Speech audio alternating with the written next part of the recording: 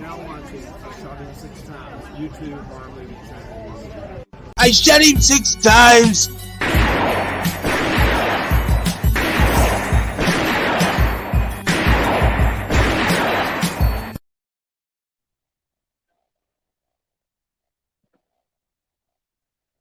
What's going on, horror fanatics? Welcome to I Shot Him 6 Times YouTube horror movie channel. As you know, I'm your host and creator of the channel, Marcus. If you have not done so already, please shoot this stream and podcast a like. It helps out with the YouTube algorithm a ton, as well as if you happen to be a new viewer that stops by this podcast and the stream, please shoot that subscribe button as well as that notification bell so you get all the latest content updates to the channel.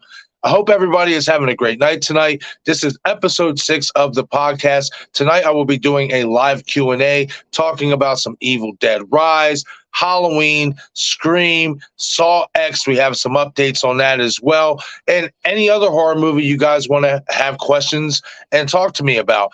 As you all well aware, please shoot that like button. It definitely helps out, like I just said, as well as, let me get this banner up here. Should have had that up already. Super chats go to the front of the line. So if you have a burning question that you want to ask me, send a super chat in. I will definitely make sure I get an answer to you.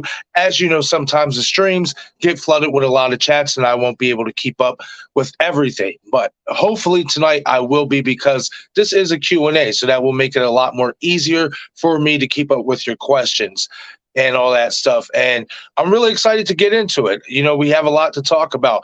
It's a really good time to be a horror fan. Like, we have Evil Dead Rise out. Scream 6, the digital release just came out. We have Sawx coming out later this year. Halloween, I'm very confident within the next 3 to 5 years, we will get a new Halloween movie, and just other horror movies in general. Like, it's a really good time to be a horror fan. I actually just recently watched that new Russell Crowe Exorcist movie, The Pope's Exorcist, that was based on a true story, that, if I'm not mistaken. And I mean, it was okay. I did not like it. It wasn't like unwatchable. Is it something that I will rewatch over and over again? No, but it was okay. It was an okay watch. Russell Crowe was Russell Crowe in the movie. He was really good. Thought he played his role really, really well. And I think the thing with that movie for me was it just really didn't stand apart from any other exorcism movie. So that's where it kind of leaves a sour taste in my mouth, is that it really didn't differ from any other exorcist movie that we have seen really since the original Exorcist movie. Like, all these exorcism movies seem to be all the same.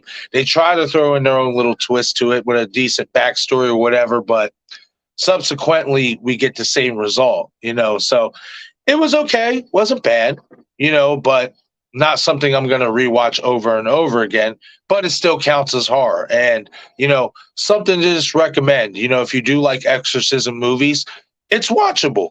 And it has Russell Crowe in it. You can't go wrong with it. Let me get to some of you guys' comments here. I see there are 7 of you watching right now. Thank you guys for stopping in. I think I'm going to go to like 1:30 tonight, maybe 2 o'clock. Depends on how everything goes. Gotta readjust myself here for a second, get a little bit more comfortable. Oh.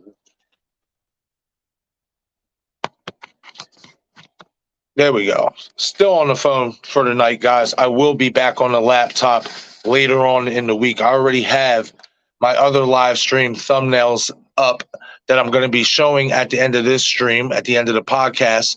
And yeah, definitely going to be a fun week this week. I'm really starting to get a hold of some better scheduling, trying to schedule better for live streams. So I'm definitely going to at least try to live stream a total of 3 times a week. I would like to do more.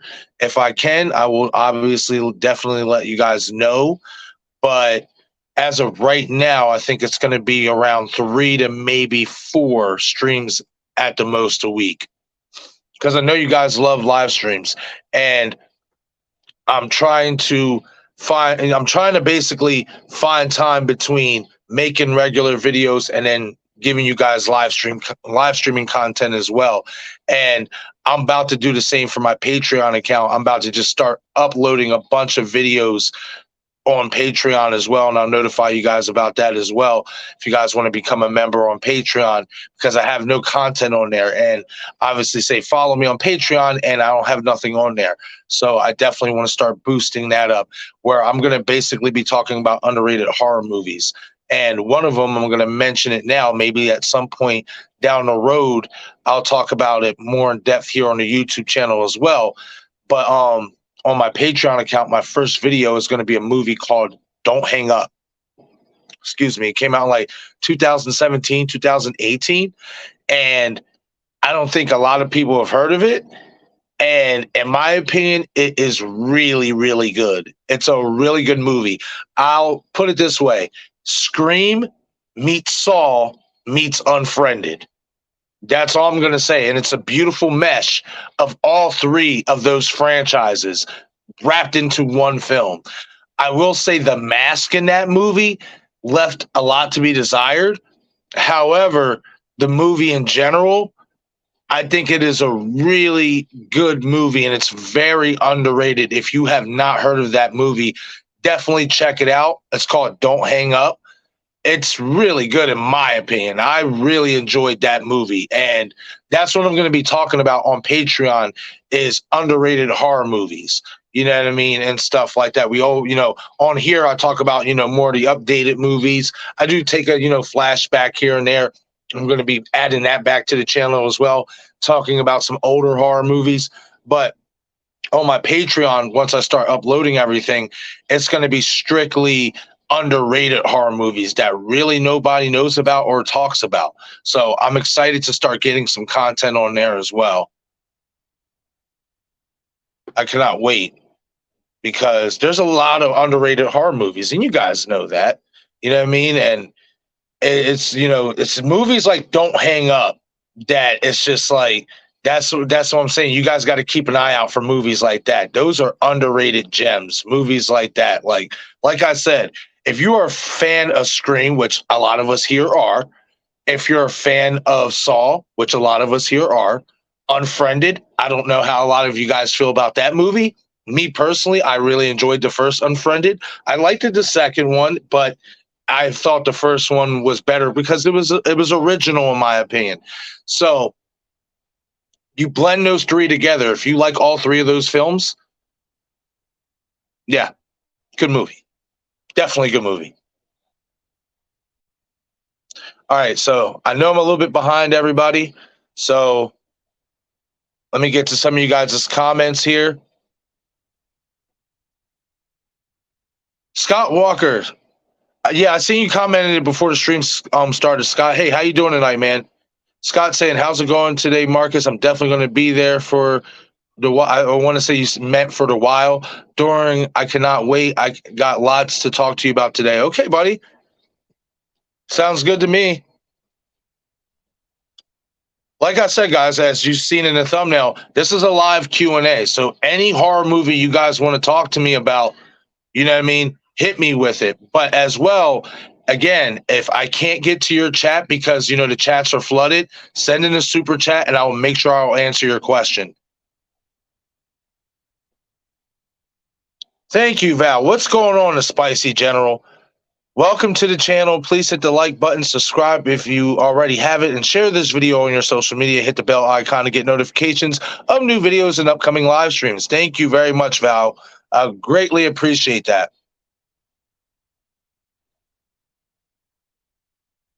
XV Ryan, what's going on? Saying howdy ho. What's going on? You must be. Are you stooging?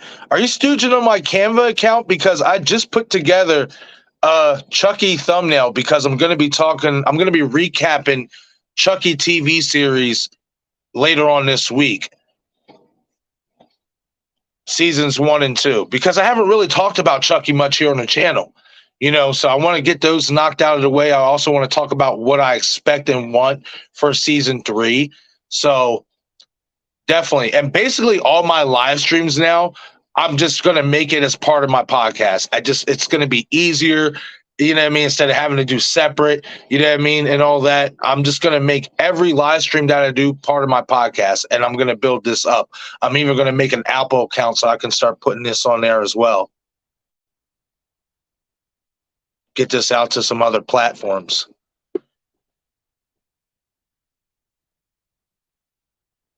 Man's in the chat. What's going on, man? How you doing tonight?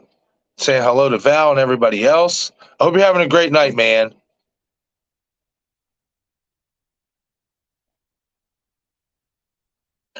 What do you what did I think what was scary, man? Are you talking about Don't Hang Up?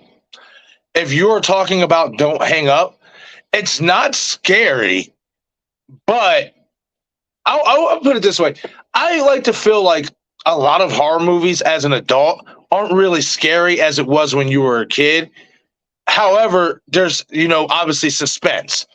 I like to think even horror movies that we know are supposed to be horror movies are more suspenseful now more than anything. So that's mainly what Don't Hang Up did for me. It was, for me, really suspenseful. Like, it was good. It was really good. I can't wait to talk about it on Patreon, and I think I'm going to even bring it up here sooner rather than later on the channel. Maybe we'll do a watch party because it's really good. It's really good. I love it.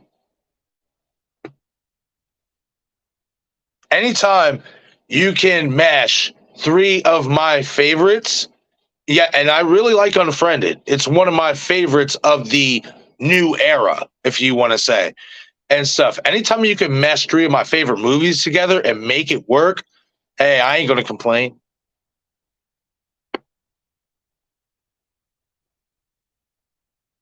That's right, Val. Excellent time to be a horror fan. There's a lot of horror content pumping out, not just mainstream, too. Fan films, all that stuff. I've talked about it here before. Eventually, once I can get around to it and stuff and get the equipment and all that stuff, I'm going to start doing my own like short films. And I also want to do a fan film, a few fan films, like projects. I want to start directing and all that stuff. So, like, yes, it's a fantastic time to be a horror fan. Our community is growing and it is on fire right now. Scott Walker. Okay, so Scott asks, what do you think of the idea for a Ghostface pandemic in 7? Everybody is dressed up as Ghostface, but the law enforcement is confiscating all the masks and costumes. Do you think it would be a good idea? No, I'm going to say no. And the reason why is because then a lot of people would be upset and say it's bringing politics into it. And I wouldn't want that. You know what I mean? For a Scream movie, I don't think a Scream movie is meant for that. Like, I feel like if you were going to include the pandemic at any time, it would have been before Scream 5, being that Scream 5 came out right after the pandemic was basically dying down.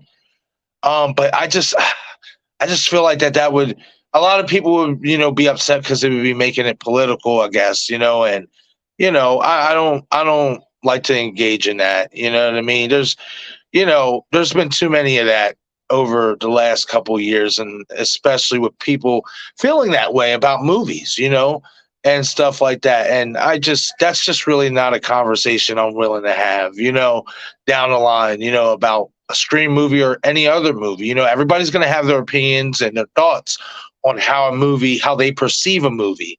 You know what I mean? But in terms of, that, Scott, I just think people wouldn't look at it for what it's meant to be. And I'm not trying to be a jerk here. I'm just being honest and speaking from the heart.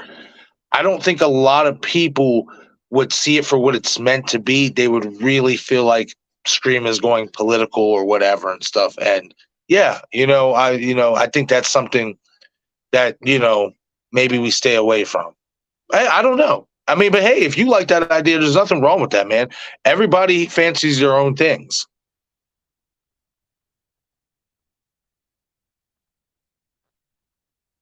I suppose you guys are talking about what is it called?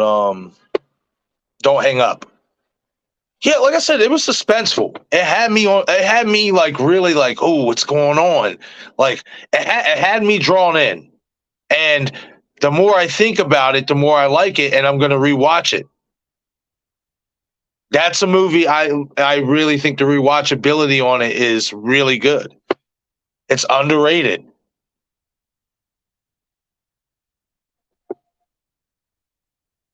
Man saying, okay, I've been thinking about watching it. Yeah, if you're talking about Don't Hang Up, definitely watch it. It's really good. You will not be disappointed, in my opinion. You won't be. It's really good.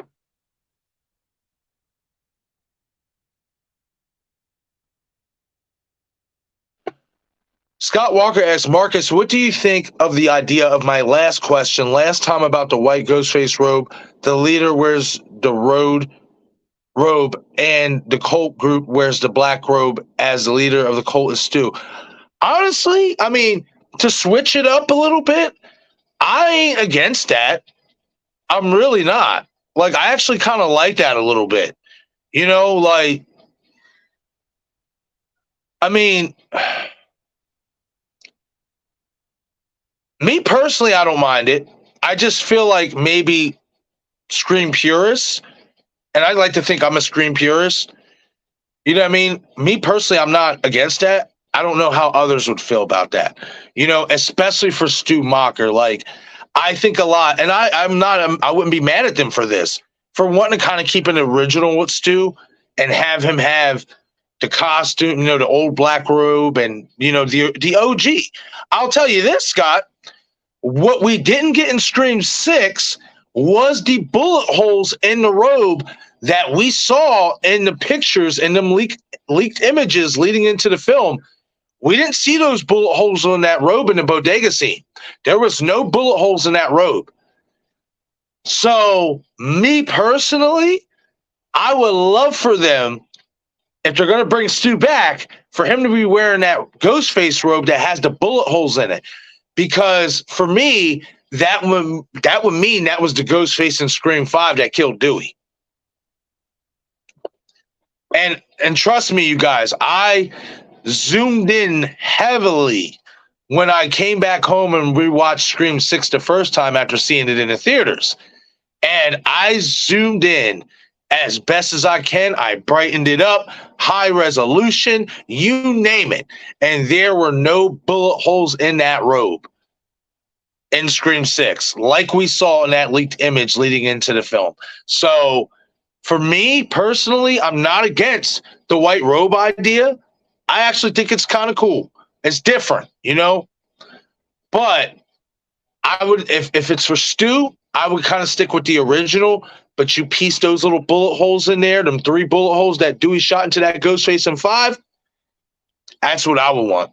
And let's be honest here, Stu Macher's real cracked mask, because I'm not trying to be rude. I don't care what anybody says. That wasn't his mask that Quinn was wearing. There's no way. I'm sorry. There's no way Mrs. Loomis's mask has more wear and tear on hers than Stu's does, and Stu's is 2 years older. Not possible, in my opinion. It's not possible. So, and we also have to keep this in mind as well, you guys. Amber's mask, as well as Mickey's mask, wasn't at the shrine. Where were those other masks? Just saying. I'm just saying. You've seen all 9 robes, but you didn't see all 9 masks. That's all I'm saying. That's all I'm saying, you guys. There's definitely more going on. I can't wait. And I'll say this too, guys. I know a lot of us, you know, in the community are a little like, oh man, you know, what's going on with Scream 7? Oh man, is Radio Silence going to come back and all that stuff, right? We have a lot of questions. I'm going to say this here right now. I personally think the fact that Melissa Barrera and Radio Silence are working on that Universal Monster movie together, that gives me hope that they're going to return together for Scream 7. I don't see it any other way. I don't see Radio Silence pulling a Scream TV series on us, where you give us 2 films that has some narratives that need tied up and some Easter eggs that need atoned for, and then we go in a completely different direction because we have new creators. I can't see them doing that, especially with the peso that they're making off these two films. You know, again, guys, I think there's a lot of hope that they're going to return. I'm not afraid of that. I think they're going to come back. Okay, so let me scroll down some more of you guys' chats because I am behind.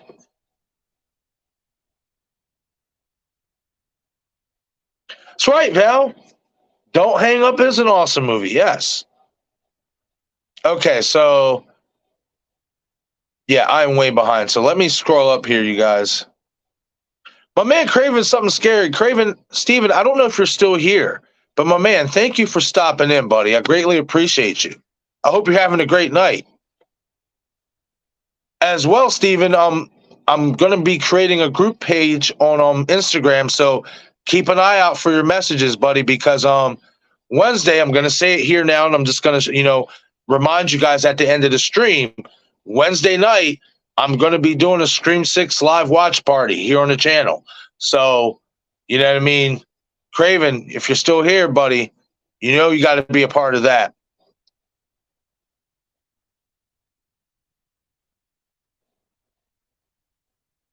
Speaking of Craven, I didn't even see this. I don't know why it didn't pop up until I scrolled down. I didn't do that the last time. But my good friend, Craven Something Scary, coming in hot with a $2 super chat. Thank you, my good friend. From day one to now, being monetized. So proud of you, buddy. Thank you. I know, man. I know it's truly humbling, man. And we talked about it. You know what I mean? When I broke down into tears when we talked about it when you came on the stream when we did the omnibus for 1 through 3. You know what I mean and stuff. It's truly crazy, man. I did not expect to grow this fast. I'm not trying to toot my own horn here. Maybe you guys will say I should, but I'm just fascinated by how much I have grown as a content creator over the last year. It's just truly mind blowing to me, compared to where I started. It's crazy. It's like a puzzle and slowly piecing everything together. And I love it. I really do. I love this. This is, if there was ever a dream career that I didn't know I was supposed to do or be a part of, it would be this. And I'm literally living out my dream right now because I am such a big fan of horror movies. And I love to share my passion with you guys, and you guys love to share your passion with me as well. And that's what makes this entire community that we have growing here on YouTube here, Steven, that you inspired, and I always say it, you inspired this, man. Me watching your Stu Mocker video, that's what, and then watching your streams and every other videos that you put out, and then introducing me tonight, introducing me to Jake and Fate Decided, the collective, everybody else here in the community, this community that we have growing here, you know what I mean? It's truly amazing, what we are accomplishing here on this, on this platform. And buddy, you are the reason this channel is monetized. You have a huge part of that, just as much as everybody else here in this chat. And Steven, I love you, brother. I greatly appreciate you. And I greatly appreciate the $2 super chat, my friend. I will. Oh, you guys know I'll always go on a spew, about Steven and the rest of you guys here in the community. I love you guys, honestly. You know what I mean? It's not just even about being monetized. It's about sharing our passion with one another. It's about sharing our passion with one another and not being labeled weird, not being looked at differently. You know what I mean? And stuff like that. Because sometimes people like us do get that type of, heat, if I will. You know what I mean? If I will say that. Sometimes we do get looked at as strange, but you know what? I love it. You know what I mean? Because we're all strange in this together. And it's just great. I love this community. I love it. I love you guys. Thank you again, Steven. Greatly appreciate you, man. Novel Edits coming in the chat. What's going on, Novel? Thank you for stopping in. And real quickly, Novel, answer this question because I do get a lot of chats, and sometimes I don't remember names and stuff like that. If you are new to this chat, if you're a new subscriber, let me know in the comment section. I would love to know that. Because I love, when people come on a live stream that I've never seen before and are like, hey, I'm a new subscriber. I love the content, love what you're talking about. I like to, pump that up. I'm greatly appreciated. Do you think Stu is alive? And if he is, do you think he will be a solo killer for Scream 7? Now, that is a really, really good question. That is a really good question. And the reason why that's a really good question, everybody, is because we all assume that Stu Macher is going to be leading his own cult of ghost faces. We all assume that. However, if Scream 7 mirrors Scream 3, like Scream 6 mirrored Scream 2, and like Scream 5 mirrored the original, we kind of do have to throw in the idea that maybe Stu Macher might be working alone. Now, me personally, I don't think it would be the way to go. And the reason why I do say that is because then you're asking a lot for one killer to be in so many places at one time. Excuse me. You're asking a lot of that. That's a lot to ask from one killer. You know what I mean? Like, we said the same thing about that in 3 with Roman. There's no way he did all that by himself. No way. So for me personally, I don't like the idea, but I think just to how can I even say it? Just to be safe with it, if you want to say that, give Stu more killers than just being himself. Have him have partners. I think the cult idea is something that a lot of us really do want to see, and we kind of did get that a little bit in Scream 6. We got more than 2 killers, but we want to see this thing go full blast. And it's interesting, though, because I actually got a message on Instagram from Ryan or whatever, XV Ryan or whatever, who's here in the chat with us. And he sent me this this article from this guy who claims he was working on Scream 3. And he even said it's a guy who posted it on Facebook, so take it with a grain of salt. But apparently he was in the, I guess, production meetings or in the writing room with Kevin Williamson. And apparently Stu and the Ghostface cult of Stu Macher was never in his first draft plans and was never in Kevin's plans. And I just find that really hard to believe, when Kevin Williamson himself has come out and said that was the plan. So, again, I'm not saying who. I mean, I'll have to go back and look at the messages and see who, this guy was that wrote that article, that claims he was, part of the team. But me personally, when the man himself has basically said it, even though he tried to walk back on it last year, and I've always said to you guys, I think he was joking. A lot of people, especially the non-Stu believers, was like, oh, look, see, Kevin Williamson said he's not alive. He was pulling you guys' chain. The guy himself said he had plans for the man to return. So, I do think he is alive. I don't think he will be a solo killer in Scream 7. I think there is a bigger plan at work here, and that is the cult. And I think a few people that we have seen on screen in these 2 movies are a part of it. I'm working on something.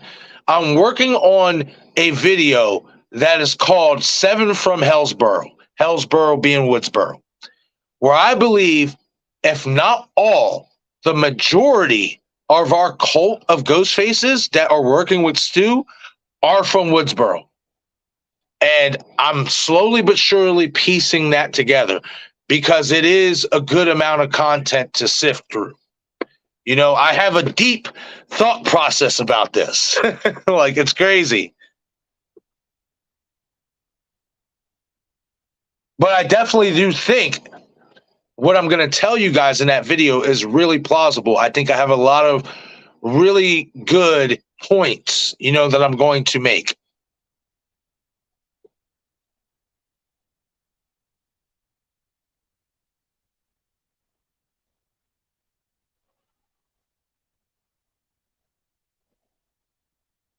Okay, Scott. Yeah, Scott Walker says, I'll be watching Scream 6 on YouTube a while lately, and I do believe the killer that Gail is Stu. I believe he is the one that attacked the Bodega group.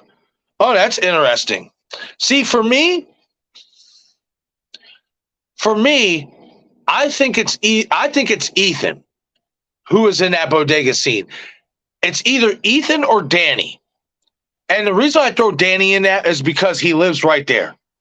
But the reason why I say Ethan, and I'm going to do a video about it, as I've had a change of heart on the Ethan Landry character, especially when it comes to who did the killings in Scream 6 or who did the attacks. And I think there's a case to be made for Ethan doing most of the attacks, including the bodega scene. And I'll say this, is though we see Samantha go out the door right after Bailey says, I need you to come down to the station, we don't know if Ethan left before her. We don't see that. For all we know, Ethan could have left and then got into costume and waited, knowing that Samantha and Tara were going to be, knowing that Samantha at least was going to be leaving. So I definitely do think, that was Ethan. I don't think Stu is the one in the bodega scene. However, I absolutely do think it was Stu Macher and possibly somebody else there with him at Gail's house. And the reason why I say with him, guys, we got to keep this in mind. That phone number that called Gail was from Woodsboro, right? And there's no way that while they're talking on the phone with Gail, they snatched up Brooks without you hearing a grunt or without hearing them struggle. So we know that whoever is on the phone with Gail is in the house as well, because you hear her redial the phone. However, there had to be somebody else there as well. Whoever snatched up Brooks, or it could have been Stu that snatched up Brooks and attacked Gail. And I say that because of the two hands on the knife, and the person who was operating on the phone was my man, Charlie Walker. Think about this. Everybody, and I say this, there's a lot of references to Stu, especially in the dialogue on the phone call. I'm not saying that. But the nostalgia line, who else would it be nostalgic for to talk to Gail Weathers? Charlie Walker. It's nostalgia to him because he's a massive Stab fan, as well as in Scream 4, they were basically, quote unquote, supposed to be working together. The whole cinema club, bringing Sydney to do the Q&A, all that. That would be nostalgic for Charlie too. So in my opinion, it could have been Charlie on the phone. It makes sense as well for Charlie. And it makes sense for Charlie because of the phone number. He's from Woodsboro too. So something to think about, you guys. I mean, I'm going to do a video about it, because I do believe that you can also throw Danny in there as well. I'm telling you guys, there's something up with Danny. And just to let you know, I don't know if it's going to happen. I'm praying I get a response back. I reached out to Josh Segarra's representatives earlier today, and I am hoping for a response to maybe see if I can get him here for an interview, whether it be a 12-minute video interview or a live stream. I'm really hoping for a live stream, at least an hour. So pray for me. You know what I mean? I would really like to get Josh here on the channel. You know what I mean? Because he's a fascinating character in Scream 6. He is. And he's a good actor. I like him. I like Josh Segarra as well. I'm not going to lie. I hope he would do it if he were to come on the channel. I want to hear what his ghost face sounds like. Because according to Radio Silence, out of everybody on the cast, his ghost face was like the best. Like he blew their mind. So I would love to get him on the channel here for a conversation. I did try, and I will say this real quick before I get back to you guys' chats. I tried to reach out to Rory Culkin's representatives, I can't get a hold of them by email, I'm going to have to call. So I'll keep you guys updated on that. But I would love to get my man Roy Culkin here on the channel and talk some Charles Walker. Because you guys know, real quick, you guys know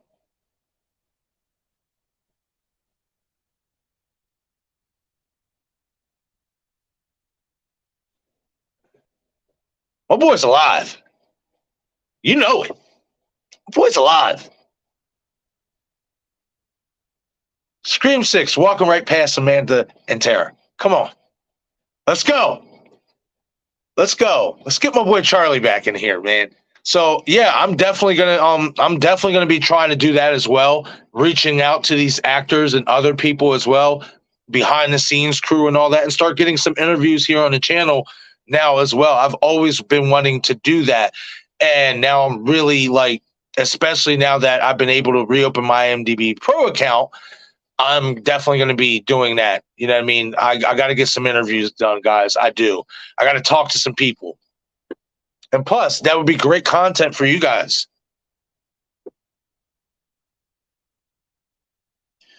Real quick. Oh, Sarah. Sarah Campbell coming in hot with a $5 super chat. Sarah, thank you so much. I greatly appreciate that. Saying congrats on getting monetized. Thank you so much. I greatly appreciate that, Sarah.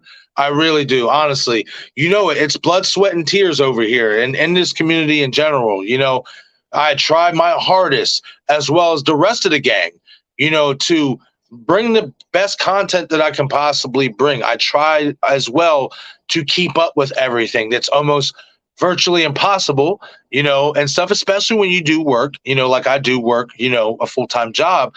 But, you know, you guys are so supportive. In all honesty, like, you know, I could go sometimes, and I hate doing it, but I can go a few days without posting anything, not uploading a video or whatever. And when I do, you guys are right here showing mad love, sharing the videos, you know, getting them viewers and helping me get more subscribers, getting more people to watch this channel. Like, you guys make it happen, and I am so grateful for you guys. So, you know, again, Sarah, saying congrats on getting monetized. Thank you. Thank you all for getting me to this point. Without you guys believing in me and believing in this channel and this content, I don't make it this far. You know, so again, Sarah, thank you very much. And another person who I am hoping will be able to make it, I'm going to send a group chat out tomorrow when I get back from helping my friend move. I'm probably be in the evening, but I'm going to send a group chat out, and I'm just going to say it now. Wednesday night, around 8 o'clock, well, I'll say 9 o'clock Eastern time, Scream 6 watch party. So, Sarah, if you're still here, if you can make it, let me know here in the chat. But either way, I'm going to send you guys a message on Instagram. Scott Walker saying, what do you think of the idea of Sam being Ghostface? Yeah, let's go. Now you're talking my language. Oh, hold up. Come on, Scott. You can't tease me like that. But not as a killer Ghostface, but vigilante Ghostface, where she goes after people who support growth phase, and she's killing the cult members. I mean, listen, I would understand why people wouldn't want Samantha to be Ghostface, at least a Ghostface killer who does kill people, who is a mastermind. You know, people would love to see her as this vigilante Ghostface who maybe dresses up in a costume or just continues to kill off these ghost faces in the manner that she has, you know, being that she has that Loomis trait in her, that killer instinct, you know. So I get why people would rather want that. But for me personally, man, nah, you got to give me her as the mastermind, bro. I think there's just so much meat on that bone that if they do it correctly, the way that I envision them doing it, man, listen, I know a lot of people wouldn't like it too because of the whole person with the mental illness, you know, being dubbed, you know, always as a serial killer or being dubbed as crazy. I get all that. I understand where a lot of people come with that. However, I have been consistent since day one with this theory that I don't believe she is as crazy or that the pills that she takes are a factor. I honestly think I've said it about Scream 5, the pills are like corn syrup. You know how, in Scream 1996, the whole corn syrup deal with Billy faking his death? I think that about Samantha with that whole ordeal. And I want you guys to think of this. Remember, Scream 6, she did not take any pills, and she still saw her father. Remember, that was a big talking point in Scream 5, that the pills are what make her hallucinate Billy. However, in Scream 6, that's not the case. She still sees him, even without taking the pills. So, again, guys, me personally, a lot of you know how I feel about that. I want Sam to be revealed as a mastermind Ghostface, and I think there's merit to it. She's finishing the legacy that her father started, but she's doing it in a way that Wes Craven had plans for Jill to do it in Scream 5, which is a Ghostface killer who is pretending to be a survivor who makes it to the sequels. And I think there's merit to that. Rewatch Scream 5. That's all I'm gonna say, man. Like, there's too many points that points to Sam, in my opinion. And the number one thing to me that's really starting to stick out when I rewatch Scream 5, how did she not know what Richie's plan was? They worked at the same bowling alley. I'd like to think maybe they lived together. There was never confirmation on that. But my whole thing is, it's like, I felt like, and you can say maybe Richie was, making trips to Woodsboro, to meet up with Amber. And I'm not saying he didn't. But you mean to tell me she didn't notice that? On top of that, like, he just seemed to know where everything was in Woodsboro in terms of driving. Like, and again, you can chalk that up to him meeting up with Amber and maybe looking it up and stuff, and plus GPS, obviously. But I don't know, guys. Like, I'm not buying into this theory that she's a survivor. I'm not. And I don't want her to be. I want her to be a Ghostface killer. I want her to embrace what she is. And it seems like they're going in that direction. Guys, I've said it before. I just said it in my video about Samantha the other day. In my opinion, radio silence isn't keeping her, this part of her, embracing her dark side if they are not prepping for her to turn dark side. Why would you need to do that? With her dropping the mask, that was a perfect segue into her putting Billy behind her and putting that killer instinct behind her. However, that is not the case. And Radio Silence even said that. They said her dropping the mask is an embracement of who she is. It has nothing to do with her shying away from it. So, for me, I want to see her as her mastermind Ghostface. Right. That's really good point to bring up, Ryan. Ryan says, I like that Charlie's mask was only slightly yellowed because his isn't as old. Nice detail. Yes, absolutely. Yep. Charlie and Jill's mask. However, and I said this, before in the video, you like how they made it a point to put Charlie ahead of Jill. Remember, in the community and in the fan base, Jill is always ahead of Charlie. Always ahead of Charlie. People don't give Charlie his credit like that. However, in Scream 6, and it may not mean anything, but to me, when I heard them say Charlie Walker and Jill Roberts' mask, the fact that they put Charlie Walker at the forefront speaks volumes to me. Speaks volumes. But yes, that was very good detail. They did a fantastic job with those masks. However, again, I don't believe that the mask Quinn had, I don't believe that was Stu's. I don't.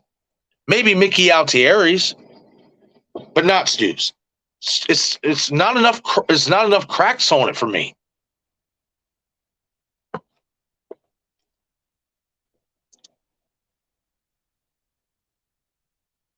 Okay.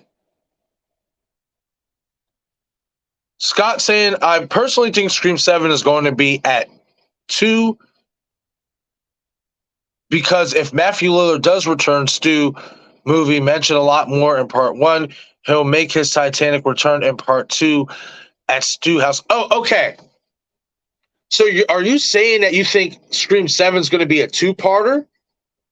Because if you're saying that, Scott, and it's interesting if you are saying that, because me, myself, I was thinking this. If Scream 7 mirrors Scream 3 and they take it back to Hollywood, are we going to get a Scream 8 where we go back to Woodsboro like Scream 4 did? And if that's the case, are we not going to get Stu in Scream 7, but in Scream 8? So let me know, man. Let me know if that's what you're saying, that Scream 7 is going to be a 2-parter. Okay, so I know I'm behind, so let me get caught up with some of you guys' chat.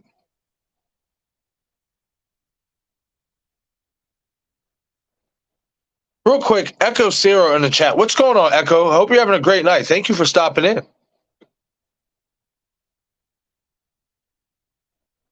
Yeah, Ryan. It's going down Wednesday. Ryan saying, I'd love to watch Scream with you guys. I saw it solo 3 times in theaters. Yeah. I mean, listen, you know what I mean? Especially if, I'll put it this way, Ryan. I'll add you to the group because I believe I can fit up to 10 people on here on StreamYard. So I'll add you to the group when I send it out on Instagram. And if you'd like to come on the channel and watch it here with us, you you can. And also, real quick, guys, I am going to be having updates. I'm going to be having memberships updated tomorrow night. When I get home, I'm going to focus on that as well because YouTube let me know I can now create my memberships and all that stuff. So I will be updating you guys on that tomorrow night. And so if you guys want to become a member to the channel, you can do so. And I'll make sure that I'll hook up some good perks in there because I like having, new subscribers and stuff, people here in the community. I like being able to have you guys come on here at some point or maybe multiple times.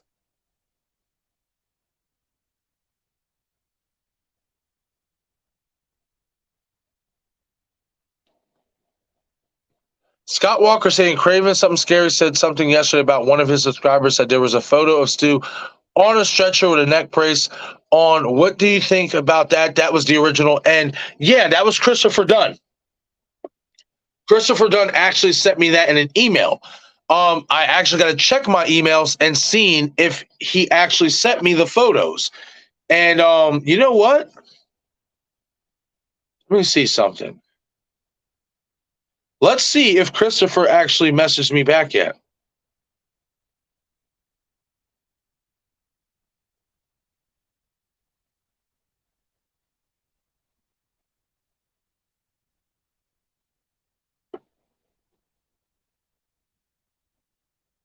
Because if he did message me back, I'm going to upload it up here on the channel. Up here on the stream. Okay, so emails.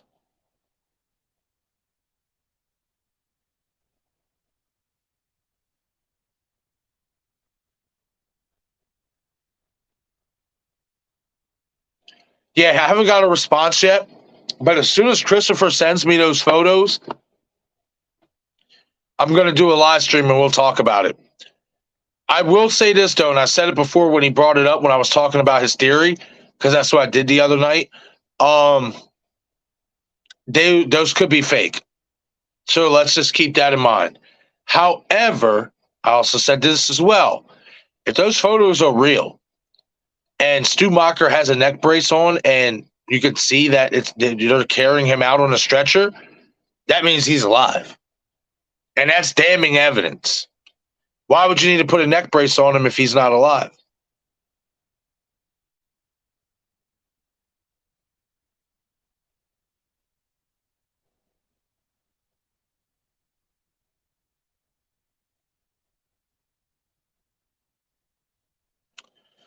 Scott Walker saying, and Marcus, I got something to tell you. Every time I try to talk to Jake, my questions keep getting deleted all the time. I wanted he's doing it or someone else is doing it. Honestly, Scott, I have no idea. I have to stop in and check Jake out. I haven't been able to catch one of his streams in a little bit. Yeah, I don't know, Scott. That's something you're gonna have to ask him, buddy. Honestly, I don't know. I can't speak to that.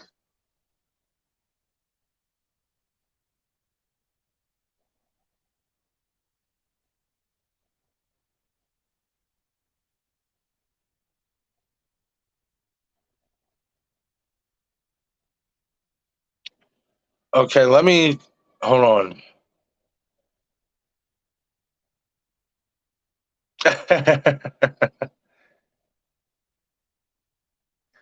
That's right, Steven. Saying, oh, much love to you, Marcus. I'm catching up on the stream now. Ha ha ha. I love all you guys and gals. Yeah, man. You know, we love you too, buddy. You know that.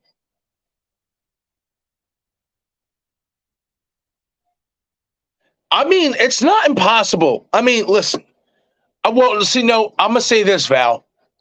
It couldn't have been Charlie as Ghostface in the bodega, because if it was Charlie who walked past the Carpenter sisters, there's no way. Obviously, he's getting behind them without them noticing when Ghostface jumps out of terror. However, maybe before that, yes, because it is interesting, and I've said this. Ghostface is moving around in that bodega. Where's the mask? The mask would have dropped out, right? I would like to think common sense. The mask would have hit the deck. We don't see that happen. It's possible that Charlie was at the bodega and left the mask there. Could they have been working with the Baileys? Maybe. I don't know. I really don't.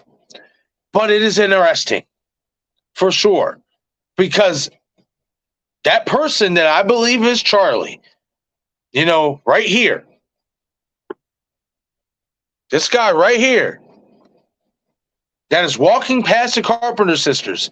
Before that, he is coming from the bodega. So it's very possible he could have left the mask there for Ethan or whoever was underneath that costume, which I believe now is Ethan. So, but I definitely don't think it was him in the bodega in terms of attacking the sisters. He wouldn't have had enough time to get behind them like that. They would have noticed that. He walked right past him. Boy, Charlie. Sco. Okay, let's get back to some of you guys' comments.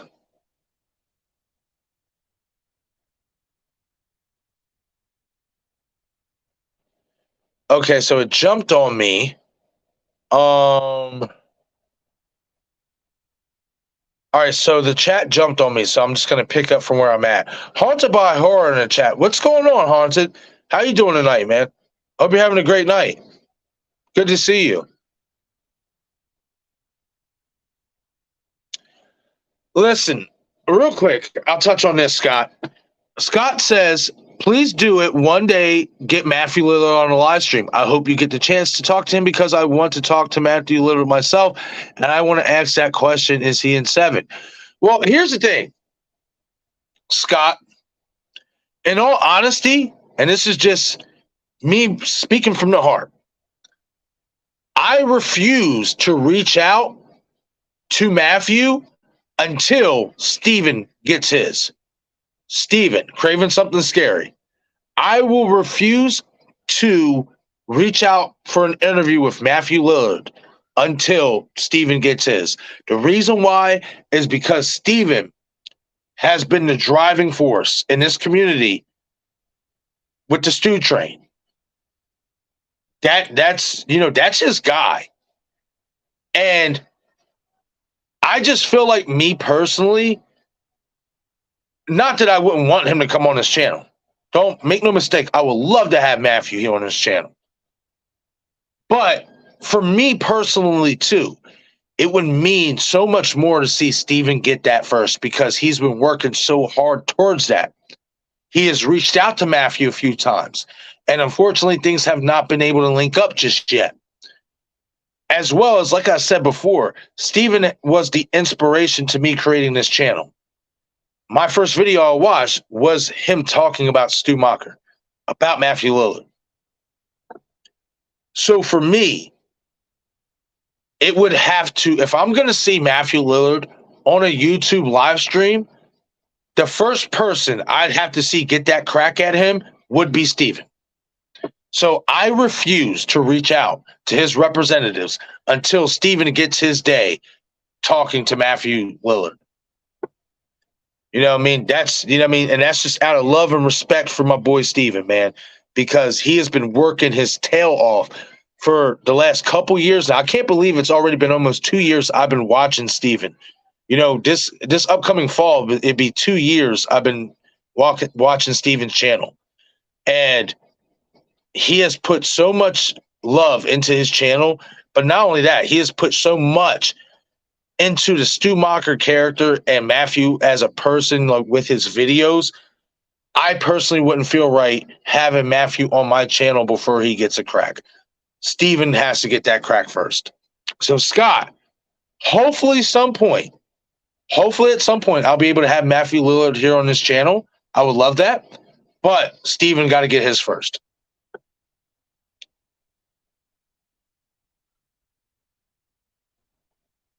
XV Ryan. Well, hey, man, that's why I will say, sometimes, I would like to start doing more day live streams, and a couple of my live streams this week will be during the day, so I can, add that for the day audience as well, because we have some overseas audience that might not be up watching this right now. Some are, some aren't. You know what I mean? Obviously, the times are different, with our friends across the pond. So I want to start getting more day streams out, for them as well. It's just for everybody as well in general. But these night streams do work, I will say, better for me sometimes, than days, because I just have a little bit more time. I get everything done in the day that I need to get done, and then I can hop on here at night. And I'm a night out anyway. So it does work out better going at night. Sometimes I would like to go a little bit earlier, maybe around 8, 9 o'clock. But right now, this 11 to 11:30 time slot is a little bit better for right now.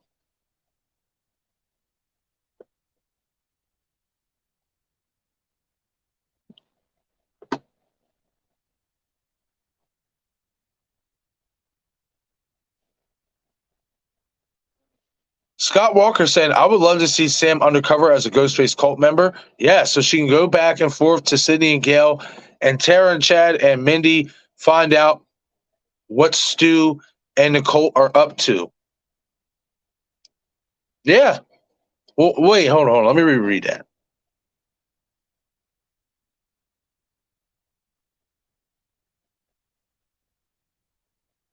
See, if Sam's going to be an undercover Ghostface, I want her working with Stu.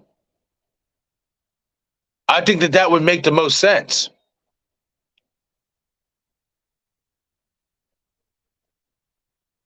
No, man. Nope. It would not, because it's two different versions. It's two different versions. And I'm telling you right now, you will like both of them. I will say Malum is a little bit better, only because you got a little bit more story. You got a little bit more. He got to really put his vision and his stamp on it this time around. But both films are really good. I'll say this. There's some elements of the ending of Last Shift that do play out in Malum, but the end result is different. It's not, I want to say, entirely different, but it's different how they present it. I'll say that. It's different how they present it. I'm all for it. Two boys in there, scary pops. How you doing tonight? Thank you for stopping in. Two boys asking, how would you feel if Tara and Chad continue the franchise? I'm all for that. I think Tara should be the final girl that leads the franchise. She has the youth. We all know Jenna has the acting chops. You know what I mean? I just think it makes a lot more sense for Tara to finish as the final girl and lead us in possibly to some more Scream films if they're going to continue with that character. And Chad as well. Even though Chad should be dead, you know, I'm all for it. I like Chad a lot.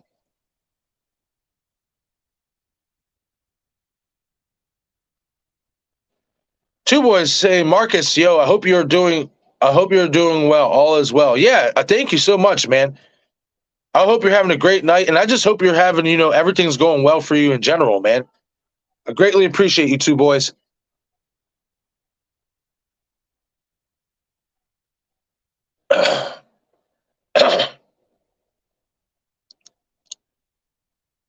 Scott Walker saying, Marcus, give me your honest opinion about my theory a few weeks ago about Stu being the Ghostface killer that attacked Sydney at the movie studio in Scream 3.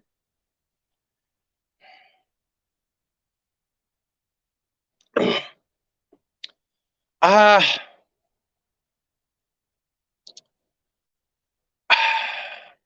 think it's a stretch.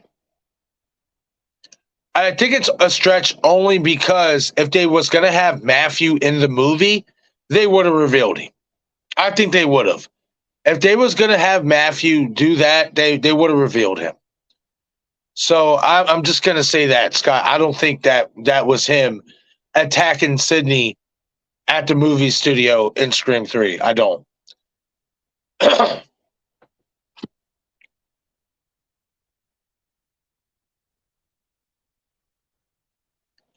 Scott asking, what are the chances that might have been Ghostface killings before the events of what happened to Sydney's mother in the first movie?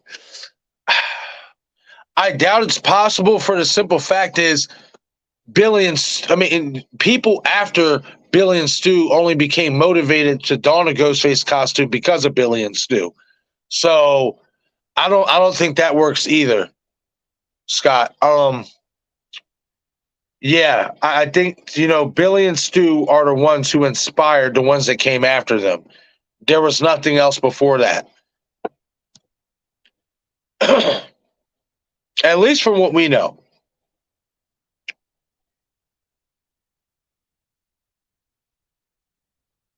Blucka in the chat. What's going on, Blucka? Saying my mask was nowhere in sight. What are your thoughts on that? Could I make a return?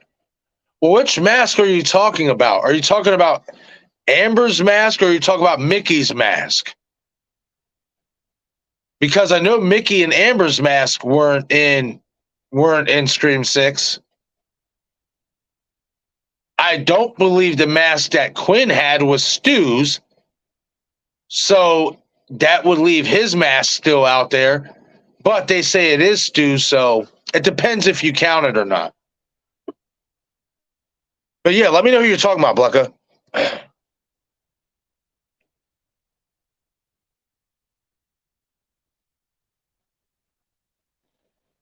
Two boys asking question. If they collected all that stuff for Shrine, how could they not recover any Stu stuff or Angelina? Well, see, the thing is, two boys, about Angelina is she didn't really have any memorabilia. I mean, her clothes. So maybe that would point to her being alive. Possibly, yeah. Because we knew she was drug away. Another thing to take note as well is, they had drawings of Jennifer Jolie, but they didn't have no evidence of her really, at least from what I saw. I didn't see, her death outfit, like the clothes she died in. So, in terms of Stu, they had Stu's robe in there, but they didn't have his clothes that he died in, from what I seen. I have to go back and look real hard again, but I've tried and I haven't seen it. I didn't see the clothes that Stu died in. I seen his robe though.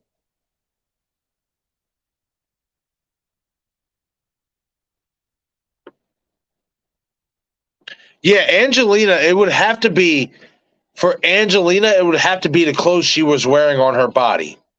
And again, maybe that's a clue that she's not dead. That could very well be the case. Listen, I think you can make a case for both Angelina Tyler and Jennifer Jolie to be alive.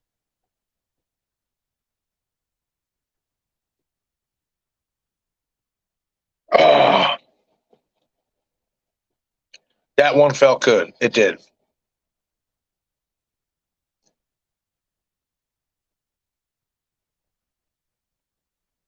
All right, I know I'm a little bit behind, so let me scroll down here more in you guys' chats.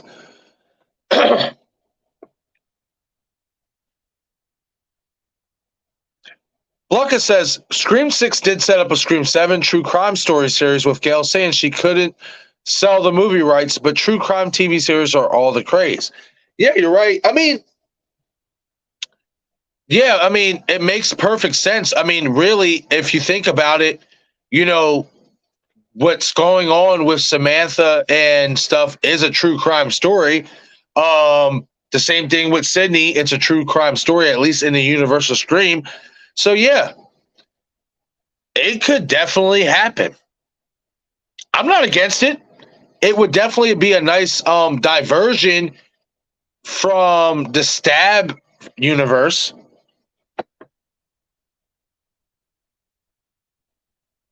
But what if they call it Stab? Like the TV series, like Stab, the true crime TV series. What would you guys think if they did that? I don't know how I feel about it. I don't think I'd like it.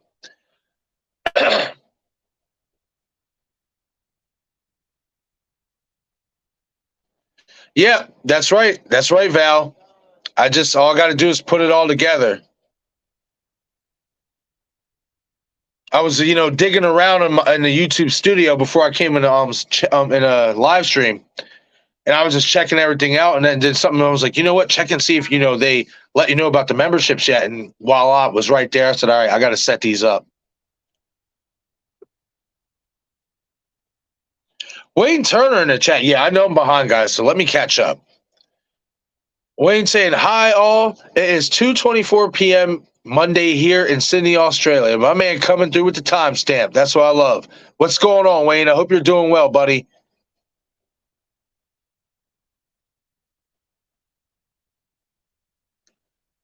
Two boys in their scary pops asking Marcus, if you could pair up the Ghostface killers from every film the way you would like, how would you pair them up? It's a really good question. Obviously, I would say Stu and Charlie, team up because there is just so many similarities between them, in my opinion. If Samantha is revealed as a Ghostface killer, I would say her father, but she's not right now, so I guess she don't count, even though I'd like her to.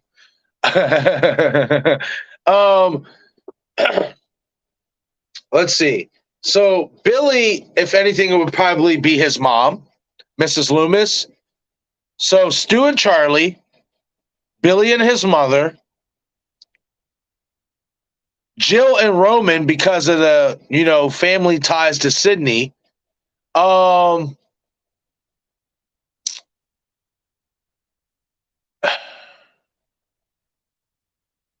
Man, Richie with his family because that just makes sense. And then Amber, you can just get rid of Amber. Listen, I know there's some people out there that like Amber. It's not even about the whole hospital scene. It has nothing to do with it. I'm not impressed. I never was impressed with her reveal as a Ghostface. I get it. A lot of people thought and liked the idea that she was over the top. I thought she was too over the top. I thought she was trying to be too over the top. And then she also had lapses where she was begging for mercy. Like, what's the now? I was radicalized, and stuff. So you can X Amber out of any of those groups. I don't think she pairs up well with anybody, honestly. So I'll really break that down. Stu and Charlie, Billy and his mother, Jill and Roman, Richie and his family. Okay, so wait. Okay, if there's anybody, I'm wrong. If there's anybody I'm gonna pair Amber up with, it will be what's his name? Jason Carvey. People don't count him as a ghost face. I do. He wore the costume and he killed somebody. That counts. I get it. He wasn't our main Ghostface antagonist, but he still counts. He wore the costume and he killed somebody in live action. Wasn't in a stab film, nothing like that. He killed somebody. He killed the professor. He counts. And why, actually, now that I think about it, Amber and Jason are a perfect pair is because they both basically wanted to be a part of something.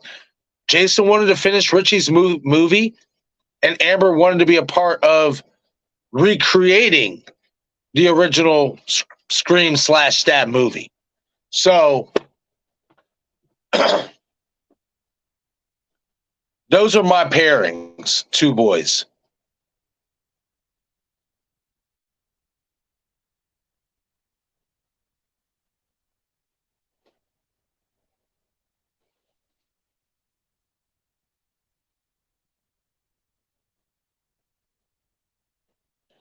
Wayne Turner says, I shot him 6 times. Theories are way better than what we got in Scream 6. Well, thank you. I appreciate that, man.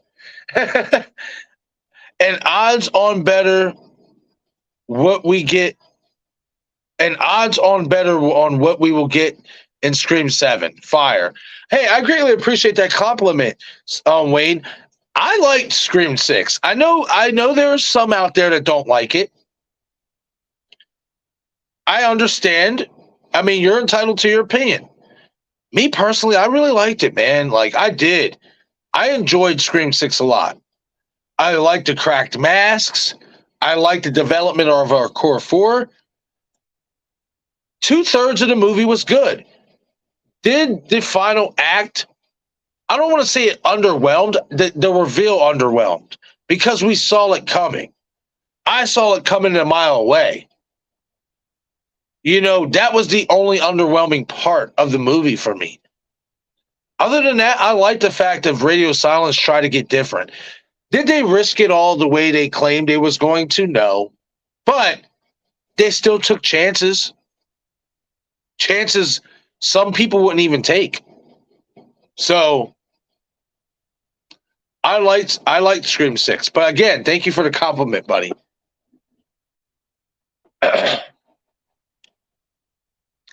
Right, Val? Like, that's what I'm saying.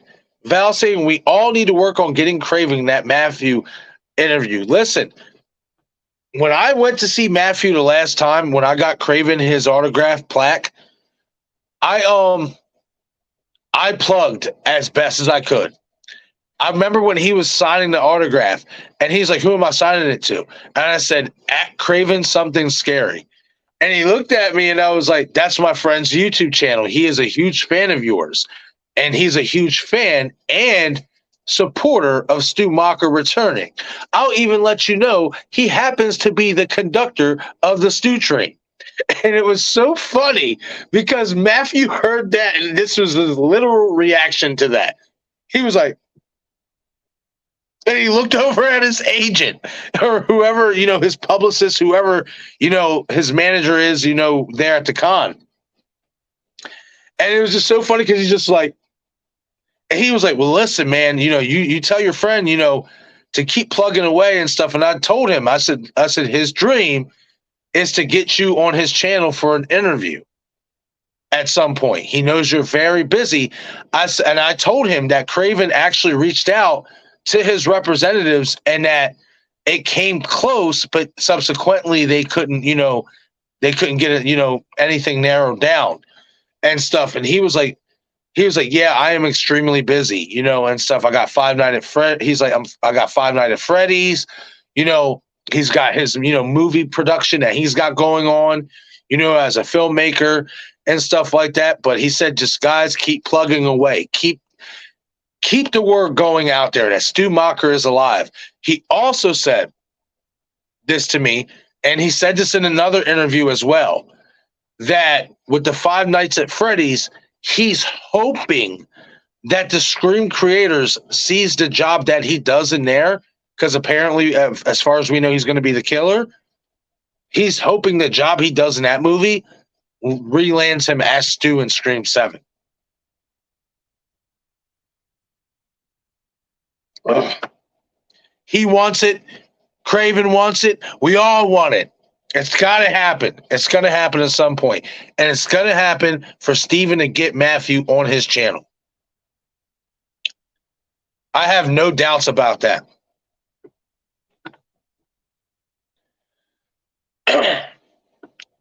Okay, so I know I'm way behind you guys, so I'm going to just scroll up. And again, guys, please be sure to shoot that like button. It definitely helps out with the YouTube algorithm. I'm trying to get this stream up to, let's say, another 30 likes, and stuff like that. It would definitely help out. As you know, it will funnel through the system and get more viewers to watch this live stream and the podcast, as well as subscribe to the channel and join the community. As well as if you have a burning question that you need to ask me that I have not been able to get, send in a super chat and I will be sure to get it to you.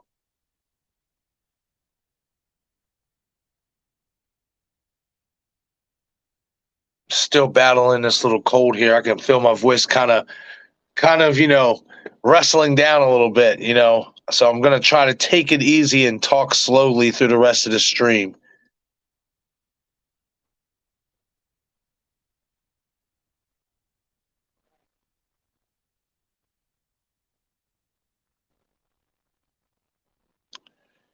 Okay, so Blucka here with an interesting question. What if the Core 4 and Danny become a Ghostface cult themselves? Hunting down killers doesn't have to be Ghostfaces. Would that be too superhero-ish? LOL, yeah. Excuse me. Yeah, I would feel like that would be going in like the Exorcist TV series route. Like they basically made them into, exorcism hunters. And I wouldn't want to see that for our Core 4 and Danny. I think that would be a little bit too superhero-ish, Blucka. I do.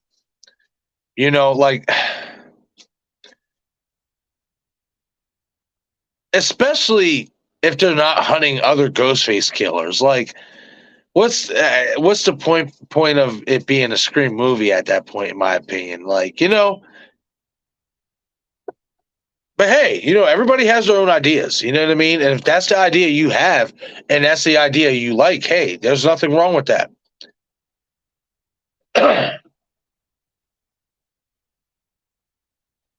Yeah, 15 people here watching. Thank you all for stopping in on this late hour.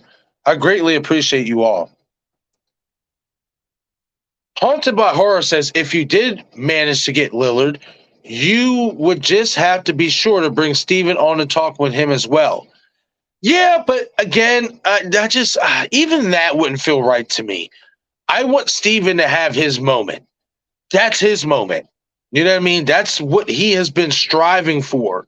You know what I mean? With his channel, is that monumental moment to get the man, the myth, the legend, Matthew Lillard, a.k.a. Stu Macher, on his channel. And as a Cravenite, I would love to see that even more than seeing Matthew Lillard come on my channel, because I know how hard Steven has worked towards that. And I would want him to have that interview for himself so that he can ask him whatever he wants to ask him for himself without me having to linger around or, cutting into that time and all that stuff. Like, listen, I appreciate the sentiment, Haunted, but I'm just that type of guy, man. Like, I don't want to sit there and rain on somebody's parade. This is Steven's parade. Getting Matthew on his channel, that's what he has been dying to have. And I feel like in so many ways I'd be taking that moment away from him if I involved myself with that interview as well as if I did it before he did. And I don't want to do that.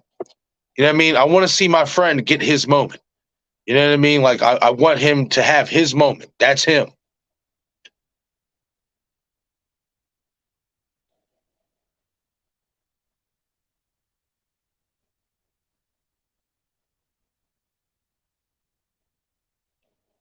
Scott Walker saying, my fiance and I would love to see Sydney's old house in Scream 7. Ooh, that would be pretty sick.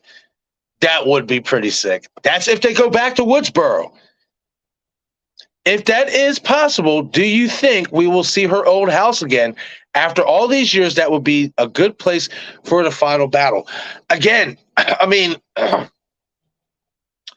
that would have to take place in Woodsboro. We don't know if it is. I will say this about Scream 7. I think it has the potential to be in Hollywood for the first half, if not the first quarter of the film. And then maybe the last part of the film, we got to go back to Woodsboro. Especially if this is going to be Radio Silence's last Scream movie. If this was what their desire was to just do a trilogy, I wouldn't be against that. We get, Hollywood and Woodsboro. Let's do it. I mean, we kind of did get that in Scream 3, but that was all replicated. I'm talking about them being in Hollywood and then taking a flight to Woodsboro or driving, whatever, because it's all in California. So we'll love that. I would love to see that, Scott. Oh, hold on. I just seen. I know I'm behind, but I just seen it. Val, I'm going to find it because I seen it, Val. You sent in a super chat. Let me scroll down here because I know I'm behind. There it is. There it is.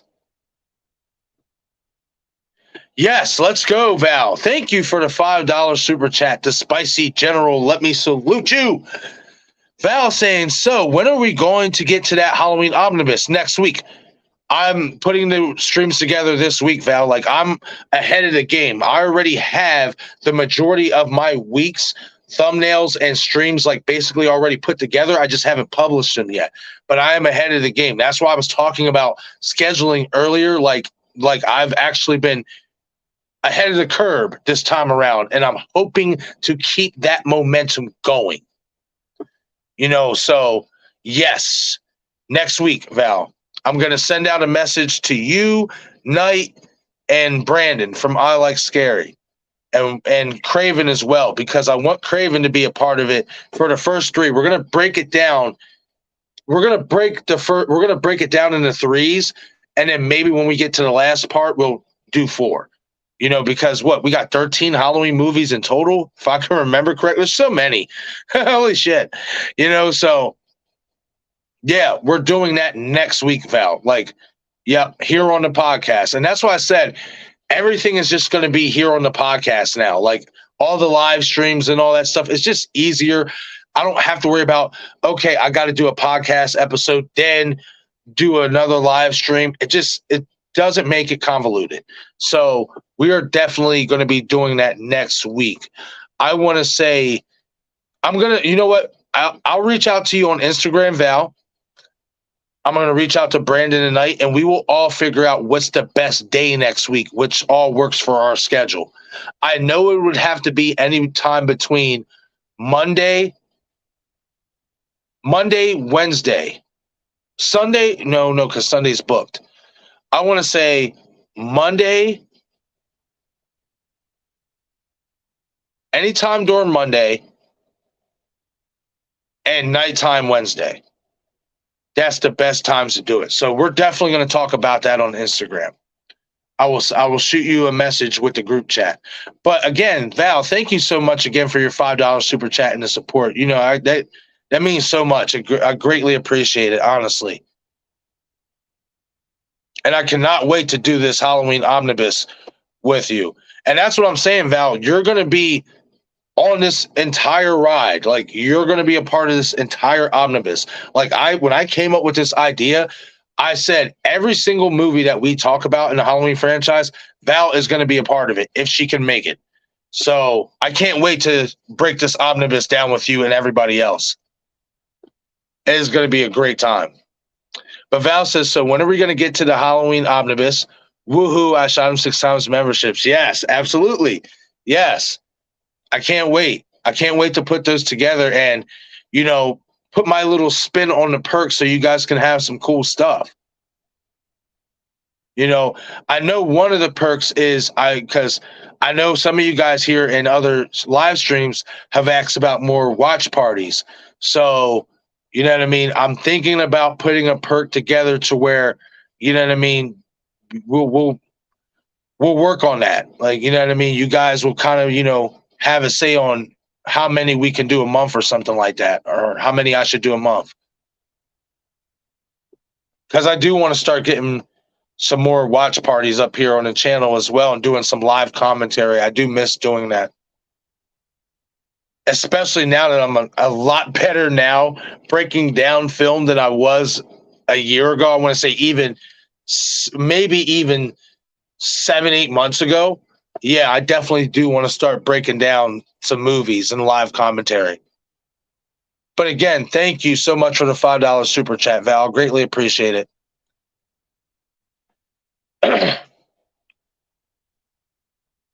Two Boys and Their Scary Pops says, I bet James Drew Courtney knows Matthew Lillard, and maybe he could relay the message somehow and set it up. Hey, yeah. That would be cool. That's another guy I would love to get on my channel here is James Drew Courtney.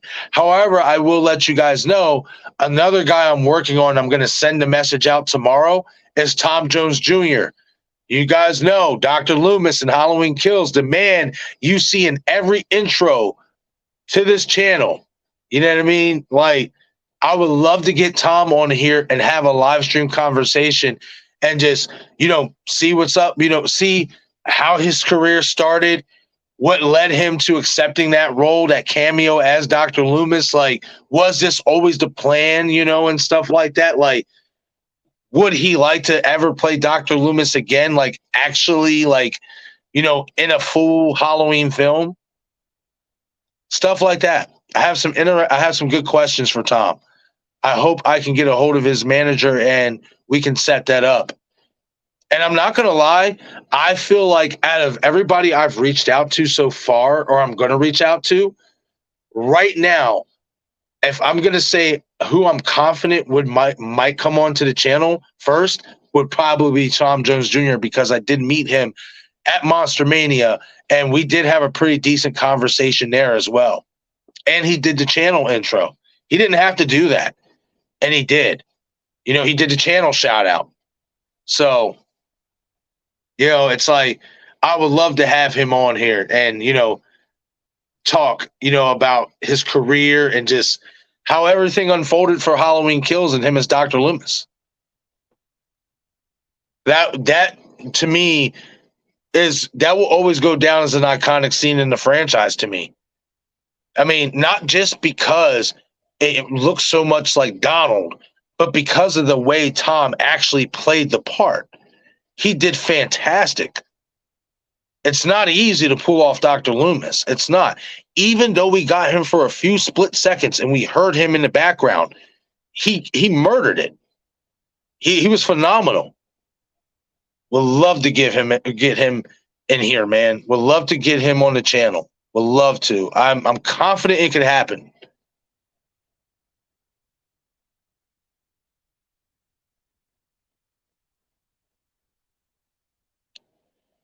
Scott Walker asking, what is wrong with the idea of a ghost face?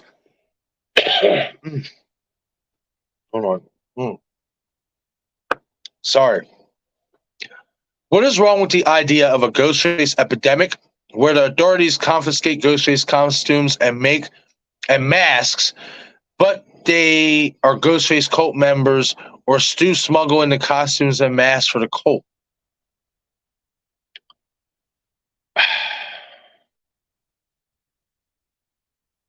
I mean, if the authorities, if they at least know the core four, I wouldn't be against it. Like if it's like people they know, I guess. Uh could Stu, if he has money, because his parents have money, could he have paid authorities off to help him and turn into Ghostface? Maybe. Yeah, I don't know, man. Like that's a tricky one. Like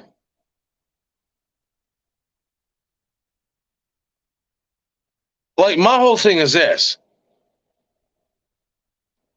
How would Stu be able to smuggle all, like I just feel like all that stuff Stu would have to go for, he needs somebody else to help him, in my opinion. Like that's just he's not smuggling all that stuff himself. So I mean, could it be the authorities? Maybe. I don't know, man. That's a tricky one. That's a good question, Scott. It's a tricky one for me. I can't quite put my finger on it. Like, I want to see a cult of ghost faces, which would basically be like a ghost face epidemic, but I want it to make sense. I don't want nothing outlandish. I don't want nothing crazy, you know?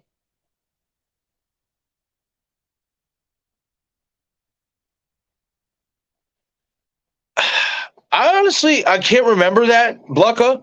Maybe I'll have to find that interview or find that comment. Blucka says, didn't Radio Silence say they only wanted to make one film, but they were rushed to make a second film?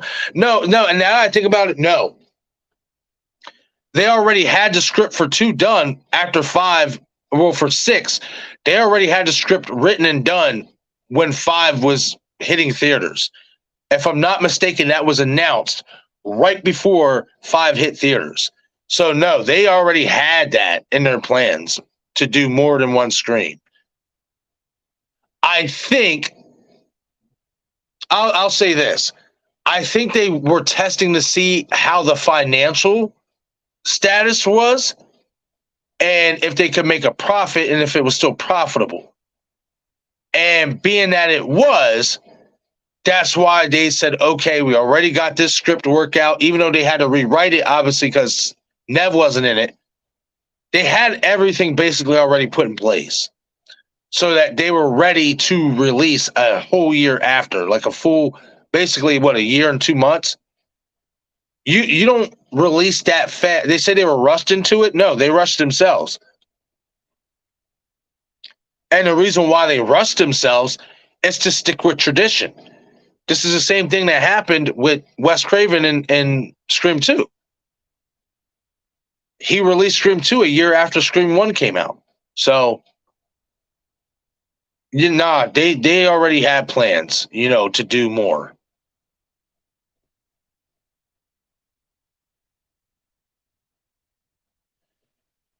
Okay, so Two Boys and a Scary Pop says Matthew Lillard signed a 3-picture deal with Blumhouse, though, so scheduling would look to be tough for Scream 7. It's interesting.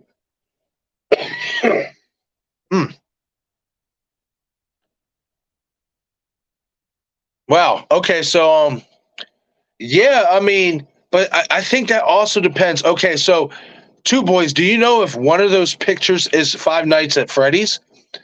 Because if he's getting that out the way this year, if he can get the other 2 out within the next year, there's hope, especially because I believe Scream 7 is going to be out in 2025. Then there's hope he can have time to do Scream 7. It also depends on what time and when are these other projects slated to be out as well. For all we know, all these other projects could be slated to be in 2027. We know how this works. Some movies, take a good few years to get off the ground.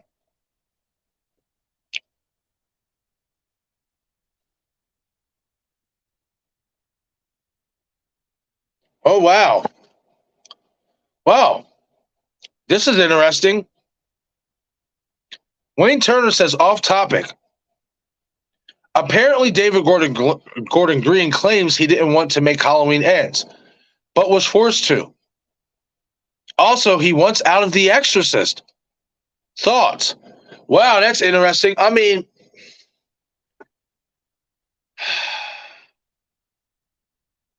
my thing is this. You're not really ever forced to do anything.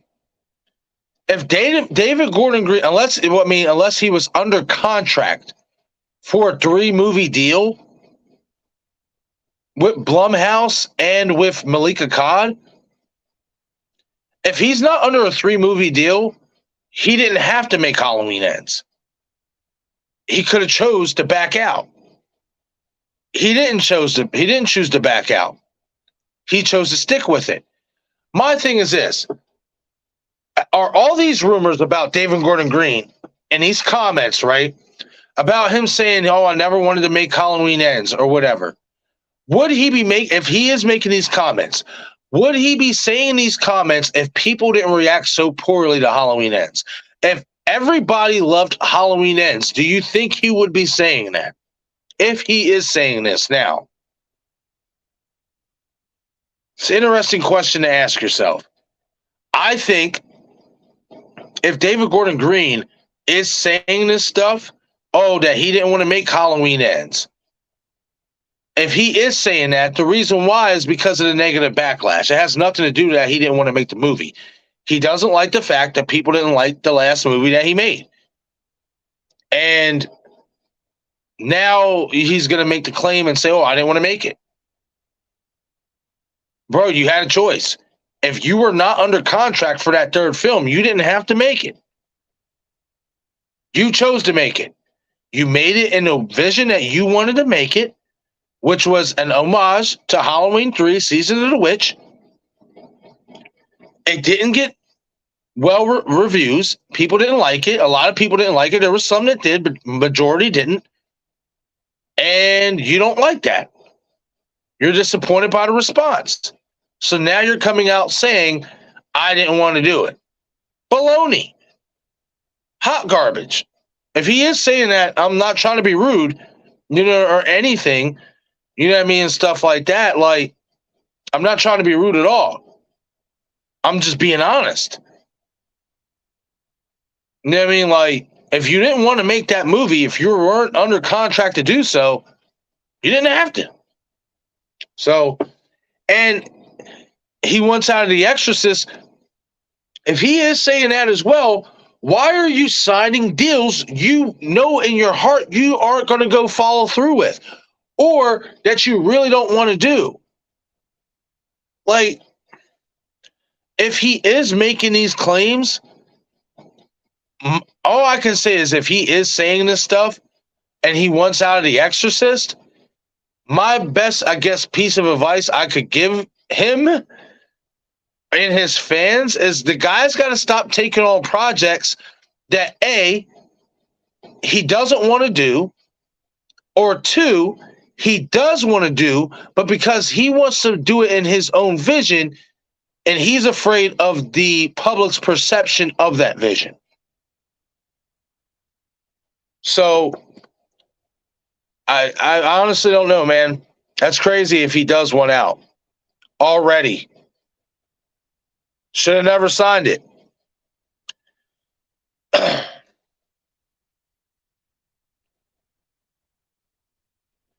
Young Blade in the chat, what's going on? Young Blade saying, I'm worried there isn't a way to make Sydney relevant again. Oh, buddy, she's always going to be relevant.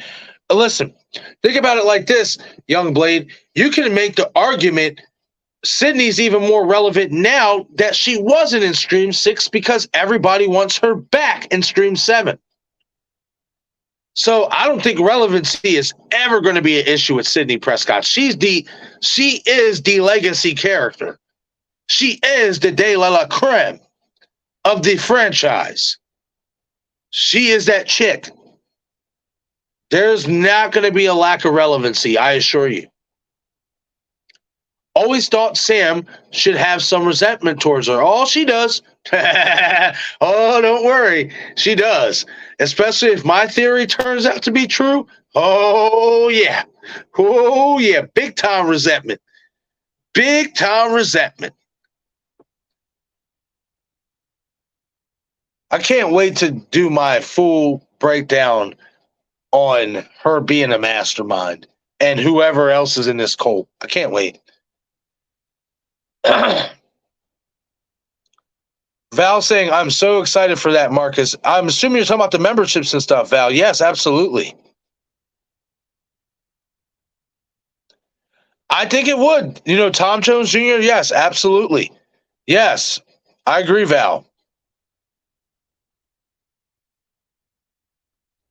This is a good question, Blucka.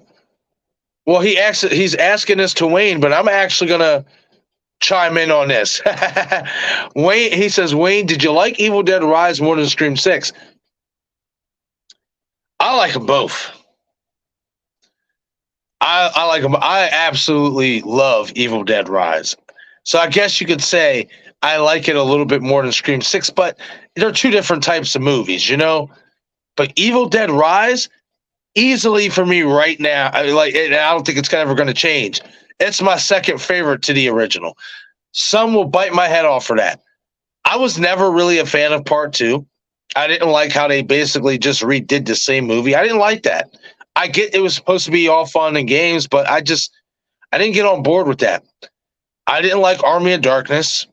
Too adventurous to me. It wasn't scary. It wasn't really suspenseful. Loved Bruce Campbell as Ash. Loved the weaponry. Just didn't really like those movies. Liked Evil Dead 2013 a lot. But Evil Dead Rise, in my opinion, is just levels above that in terms of like the storytelling, the character work. Alyssa Sutherland as a Deadite, she is phenomenal. She's my favorite one. Her facial expressions, the mannerisms. I love it when she comes out of out of the bedroom. She comes out of the bedroom and you get that side shot and she's just kind of smirking. I love that. I love it. Actually, it's the overlay you see here in the thumbnail. That shot. I love it. Like, I love everything about her as a Deadite. She was phenomenal. To me, she's the best Deadite in the entire franchise. Again, people will disagree with that. That's okay. For me, Alyssa Sutherland's Deadite in Evil Dead Rise is my favorite. She was the best.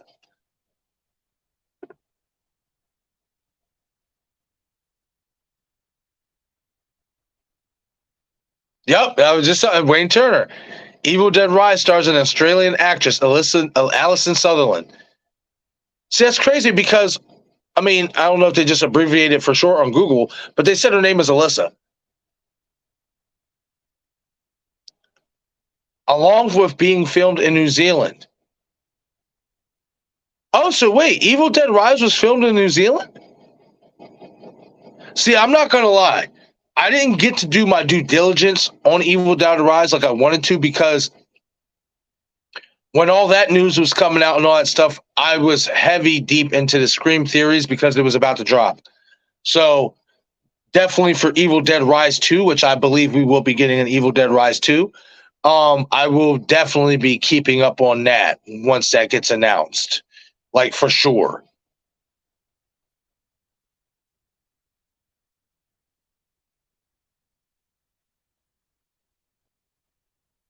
But yeah, let me know about that, Wayne, because I didn't know it was filmed in New Zealand. And if so, that's incredible. It definitely did not look like. I mean, I know they're supposed to make it not look like the place they're located at, but definitely did not think it was overseas. The Spicy General says, I had read that Tom Jones Jr. was working on the set, not as an actor. David Gordon Green saw him and how much he looked like Loomis and offered him the job. See, that's crazy. Oh, man. That just makes it even better. That's crazy. Because he does look like Loomis. He really does. Even outside of the makeup, you can see the resemblance. He definitely does. And he's so cool. He's a really cool guy, like really humble, really nice, really kind. I'm not just saying that because, he was kind enough to do the YouTube channel shout out. Like literally, like when I was displaying my enthusiasm for him reprising the Loomis role and the job he did, like he was just really cool. And like, I could tell he felt my passion behind that. Like he was just really a good guy, really a good guy.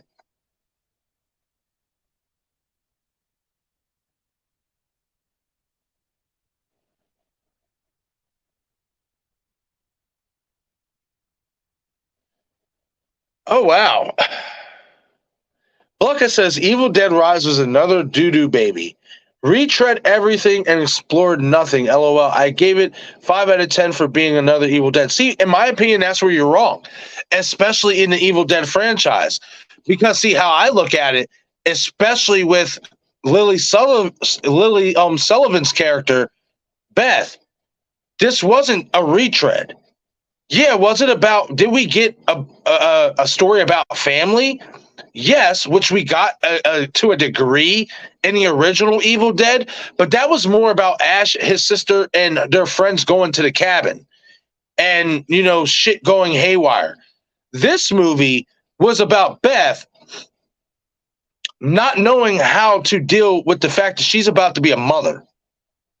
So she went back to her sister's house, so she could try to get help. And then as the film goes along, especially when shit goes haywire and she realized she not only has to protect herself and her unborn baby and her niece, it's that character development, that growth. We have never really gotten that in the Evil Dead franchise, so that wasn't a retread. This was actual storytelling in this film. Especially in terms of her being the final girl, like it was her finding her inner self and accepting that she's going to be a mother. Whether you like that or not, hey, that's you don't have to like it. Me personally, I liked it a lot. I liked the fact that Evil Dead actually kind of had a little backbone story to it. It wasn't just about a group of friends going to a cabin and finding a book of Necronomicon, and then it goes, haywire. Sure, did they maybe retread the way the book was found? I mean, not really when you think about it, because actually they explored a new location, the bank.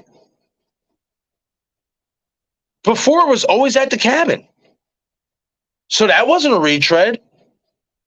That building where they were living at was a bank. And that's apparently where all that shit used to take place with back in the day. So I personally liked it a lot. And in my opinion, it's going to explore. I kind of feel like this. With Lily Sullivan's character, they're kind of going in a Sarah Connor direction. Kind of how, like, at the end of Terminator, she realizes she was pregnant, but before, when she knew she was pregnant, like, she wasn't sure how she was going to, really take care of that baby, you know what I mean, and stuff like that. Like, that's kind of how I look at it with, this character, with Beth. And again, I like the fact that the beginning is also the end. Like, basically, in so many words. And it's going to explore. It's going to explore these other Deadites out there as well. There's that girl who lived in the same building as them. You know what I mean? She's now a Deadite. So, and this is another thing, is all three of the mother and the kid's spirits went into that girl. So now their spirits are in that girl as a Deadite. So now that leads me to wonder, are they That's easy pickings for them to pick right back up and go after Beth and Denise. I liked it. You know, I liked it a lot. And it was brutal too. It was brutal. I loved it. I don't think it was bad.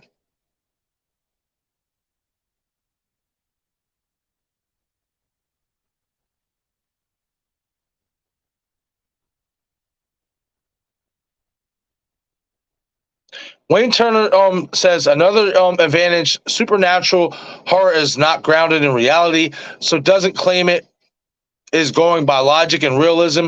Rise was good, fun, gory, driven, not story. Driven, not story. Along with DJ, don't take records, not yours. See, I disagree with the story is not driven. Because if you really pay attention, especially to Beth's character, the story is about her accepting motherhood. You know, whether you like that or not is up for you to, debate for yourself. You know what I mean? But that's a story. That's character development. We saw that throughout the movie. You could tell that she was unsure about becoming a mother. She even says it in the movie. I came to you, Ellie, because I don't know what to do. No, so again, I liked it, man. Listen, you mean sometimes, man, listen. You're like, yo, man, what's wrong with y'all, man? It was good, man. It was a good movie, Bucka. Trying to bring my mood down.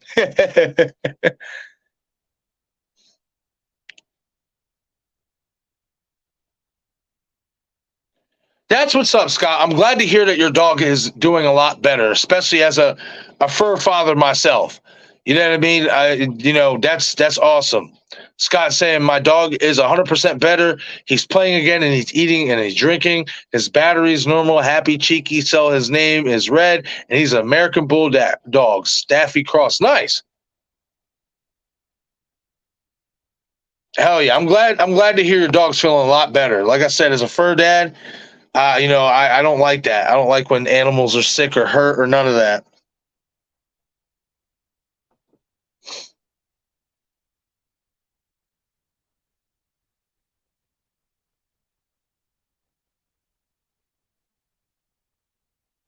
Yeah, Spyglass. Yeah, but I say, hold up. You think it's Spyglass that writes the films? I don't think so. Yeah, I mean, listen, we all know studios have control. We know that. You know what I mean? But in terms of actually putting pen to paper, no.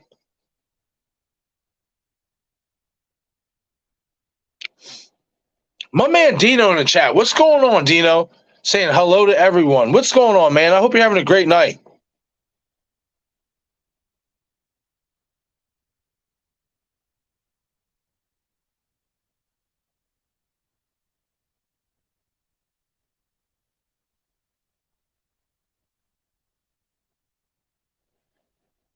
Yeah, but I honestly think the plan was already for Scream 6 to be done within a year anyway, to stick with tradition, as well as they were seeing what the finances were going to look at, through it. And being that Scream 5 did do well enough for them to make a sequel, I have no doubt that regardless to what, they was going to make Scream 6 a year later anyway, just to follow tradition.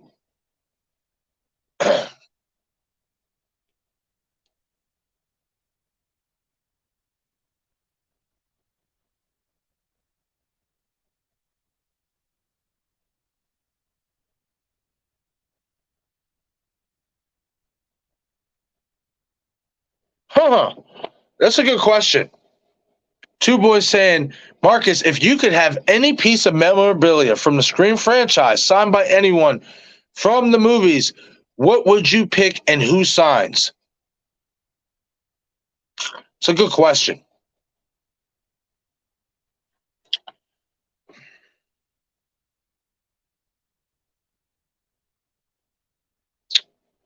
That is a really good question, two boys. Whew.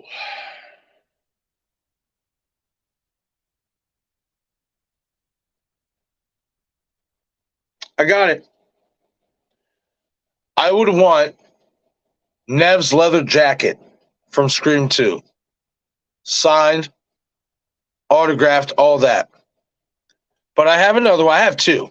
I want Nev's jacket, the leather jacket, signed by her, obviously. And then get my boy Rory Culkin to get me the Charlie Walker button-up bloody shirt. Sign that too. Yep.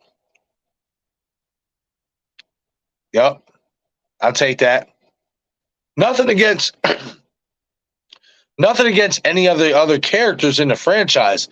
Just for me, being that I am a big Sidney Prescott fan and I am a big Charlie Walker fan, I would want a piece of their memorabilia.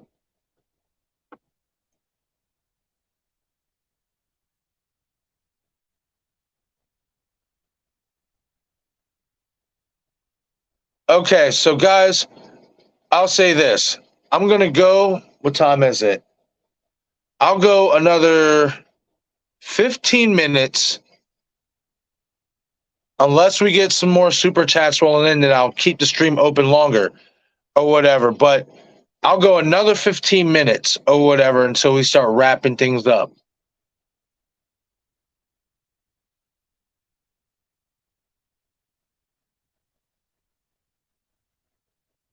Wayne Turner. I'm cold as ice, willing to sacrifice our life. Yeah, didn't think I knew that, huh, Wayne? That's that shit. That's an old school jam.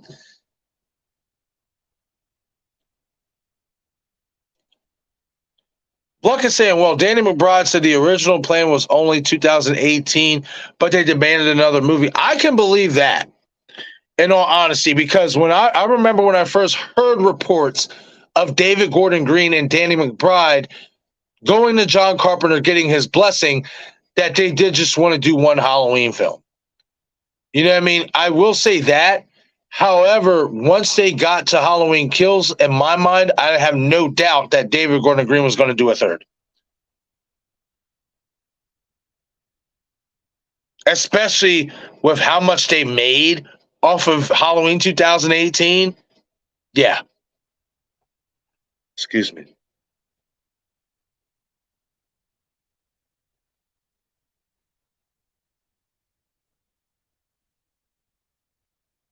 That's not flack, man. That'd be awesome.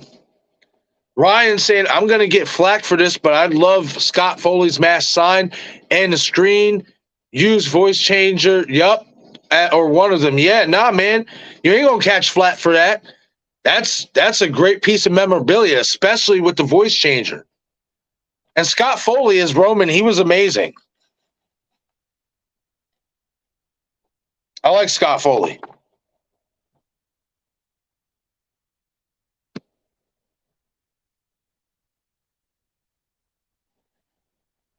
Okay, so I'm going to get to your question here real quick then in a second, too, boys. But let me go fill up my cup with some Coca-Cola real quick. Feeling a little parched here.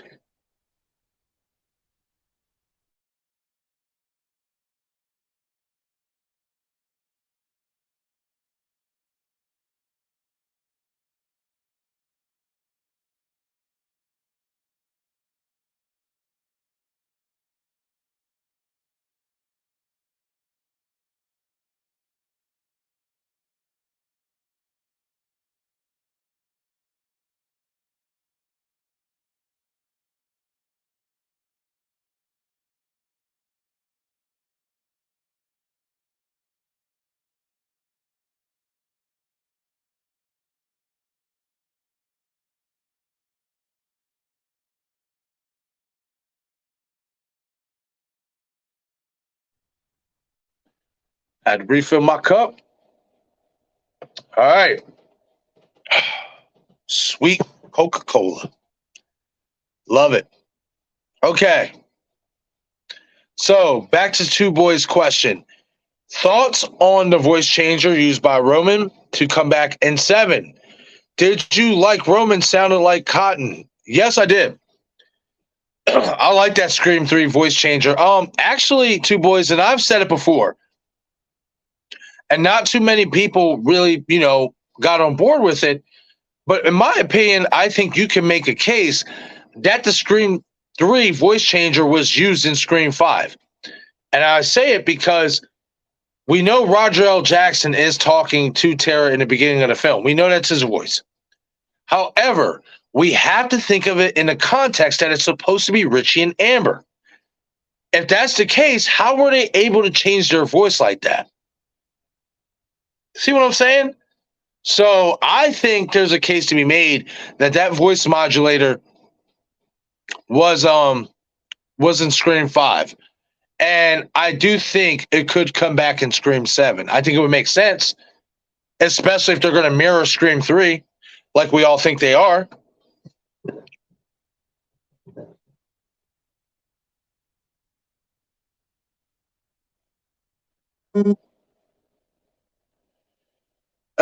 Yeah, Scott. Scott saying, what is wrong with a love triangle idea if Liv did survive in 5 and a love of a triangle would have developed between her, Chad, and Tara? I think we're pretty call have those girls have a rivalry for Chad. There's no way she survived that, in my opinion. That's one of the kills in the franchise where I'm like, stick a fork in it. She's not coming back. She got her wig blown off, bro. If they would have killed her in a way that was believable that she could come back, then I'd say okay, But what does that really do for the story? You know what I mean? Like, so she's gonna come back as Ghostface just to kill Tara and Chad because they're together now. Like I don't know. I definitely think she's dead though. She's done. If they were to bring Liv McKenzie back, I think a lot of people will be done with the franchise because that's overdoing it. That's to me is bringing back a person we know should be dead. Kind of like Chad, but not even to that degree because she got her brain splattered. So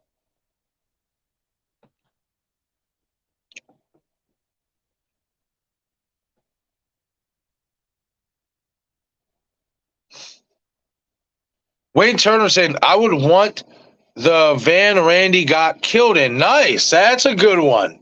That's different. I didn't think about that one. I would want the van Randy got killed in Scream 2. Van signed by Jamie Kennedy. Heck yeah, man. Go for it. That would be a cool piece of memorabilia. You just have it hanging out in your yard, in your garage or whatever. That'd be cool. That'd be real cool. I'm trying to get more comfortable here. There we go. That's a lot better.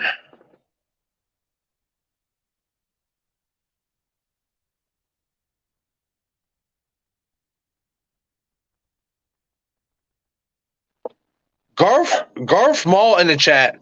Hey, what's going on, Garth? Hope you're having a great night. Thank you for stopping in. And real quick before I answer your question, I do want to say good night to the Spicy General, as I believe I see everybody saying good night to her. Yes.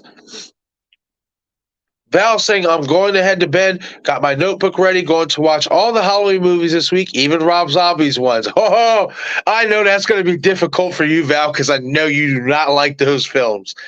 But she said, take some notes. Have a great night, everyone. I will see you for the Scream 6 watch party. Yes, you will, Val. Absolutely. You get a good night's rest and definitely take some notes. I want you to, if you can, kind of take a short clip or video, you recording yourself while you're doing the review or taking notes of what you think about Rob Zombie's Halloween. Oh, that would be great because I know how you feel about that, Val. We're on the same level, basically. But okay, getting back down here to Garth's comment. Garth Mall saying, I feel like Ethan didn't actually kill anyone. I actually disagree. At first, I would agree with you, Garth. At first, after I first watched the movie and did my ranking, my Ghostface ranking, live stream, I had Ethan really low. However, after re-examining the situation, especially re-examining the final act scene where Detective Bailey is talking about the bond of him and Richie, and it cuts back to Ethan's face, and he looks so like hurt because it's like he still didn't get any credit. I actually think it's Ethan who did the majority of the killings in Scream 6 to impress his dad to live up to Richie. I really do.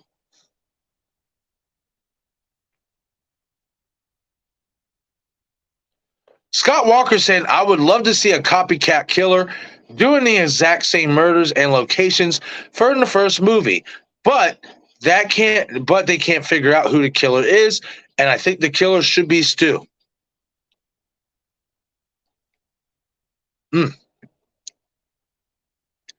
I'm actually not against it. I actually like it.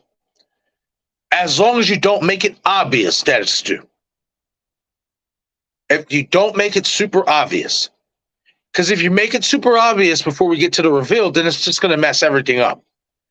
But if you take your time and you slow cook that bird and you make it nice and tender, this could work. That could be something special. You know what I mean? Having all these murders take place in the locations that the original murders took place at. Me likey. I like that one, Scott. That's a good one. As long as it's not obvious.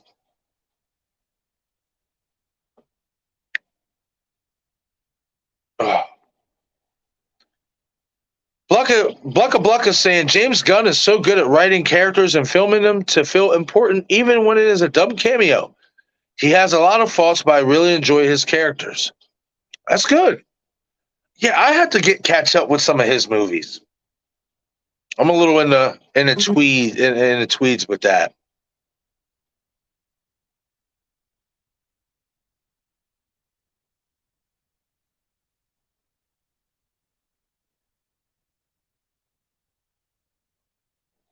Two boys asking Garth, was it Ethan in the bodega? I believe so.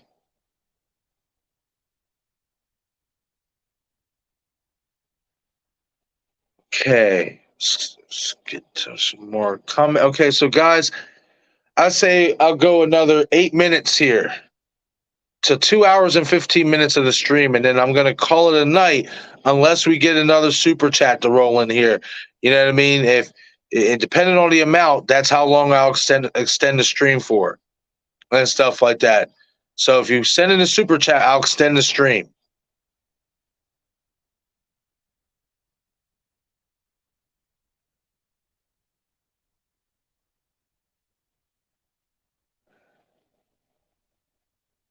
Huh. Okay, give me 1 second real quick. So let me see where this is going.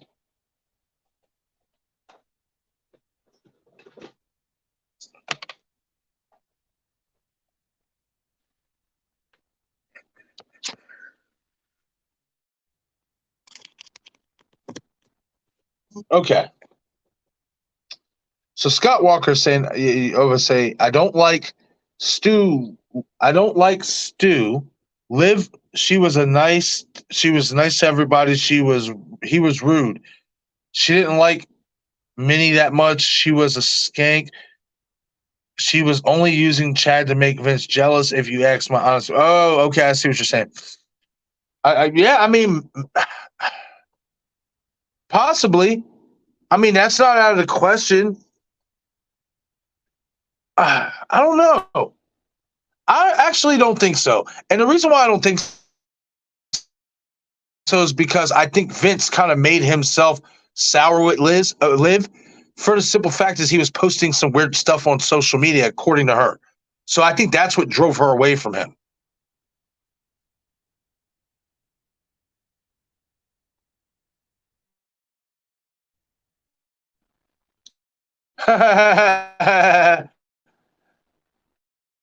Buck is saying at least Rob Zombie wouldn't let Michael get beat by Corey. I mean,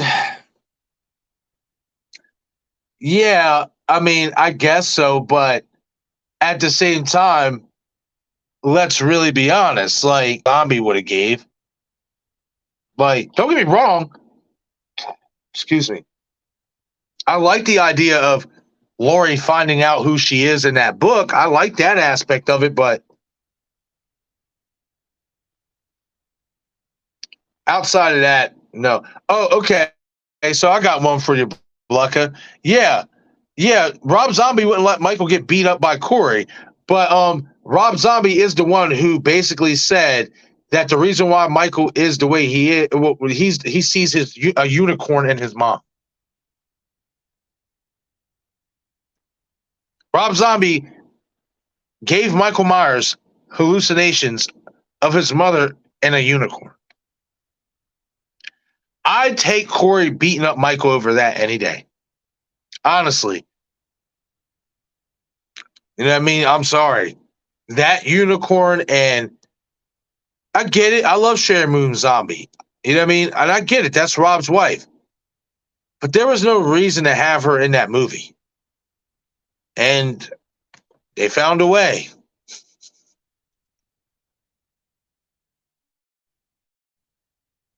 Mayan saying, okay, going to bed. Good night, everyone. Hey, Mayan, you get some rest. And thank you for stopping in. Always appreciate the support. I will see you next time.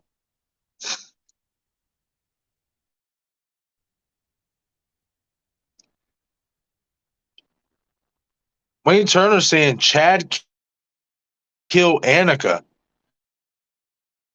Uh, he was out. He was out in the front door with Tara, so there was locked outside. I don't see how that would happen.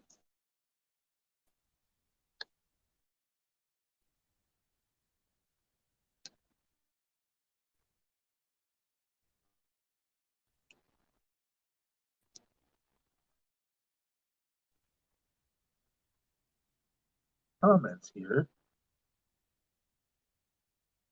Saying Slither was great. Yeah, Slither isn't.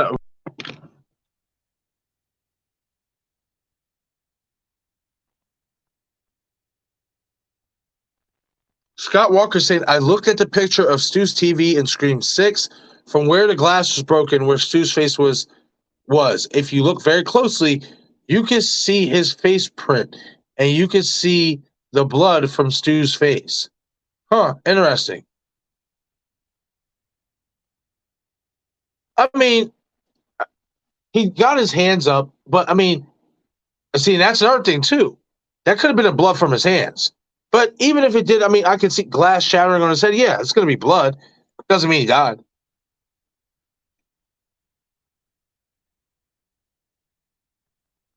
Okay, Wayne says, I meant Ethan. Yeah, I honestly, I do. And they said Jack Champion. Yeah, no, Jack Champion was in costume for that kill. So yes, it was Ethan.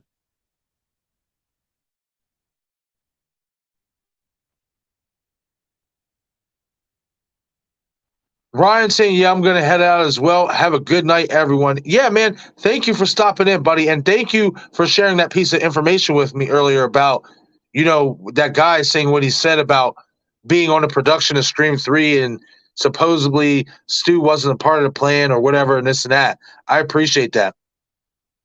Get some rest. I will catch you later.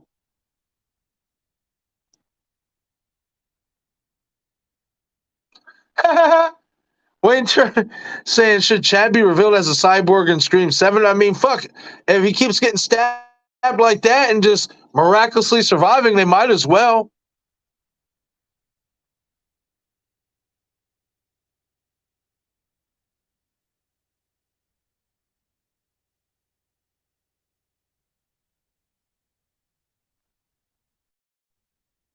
Garth Mall saying, that's interesting. I'd like that. Hopefully it's Stu, though, because the call back to the sternum line put chills down my spine. Yeah.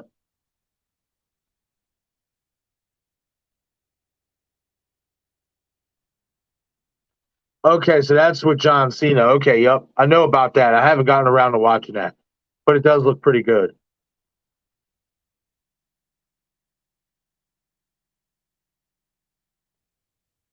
Plucker, are you talking about Mia Goth? That'd be pretty cool. I always liked Steven Dorff as Deacon Frost. I always thought he was the best villain, the original, in the original Blade.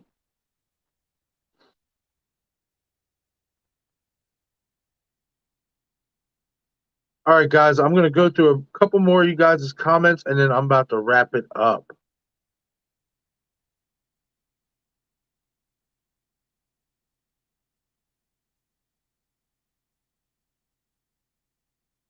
Pluck is saying no reason for the OGs to be in Stream 5 and 6, but they found a way and you didn't mind it there.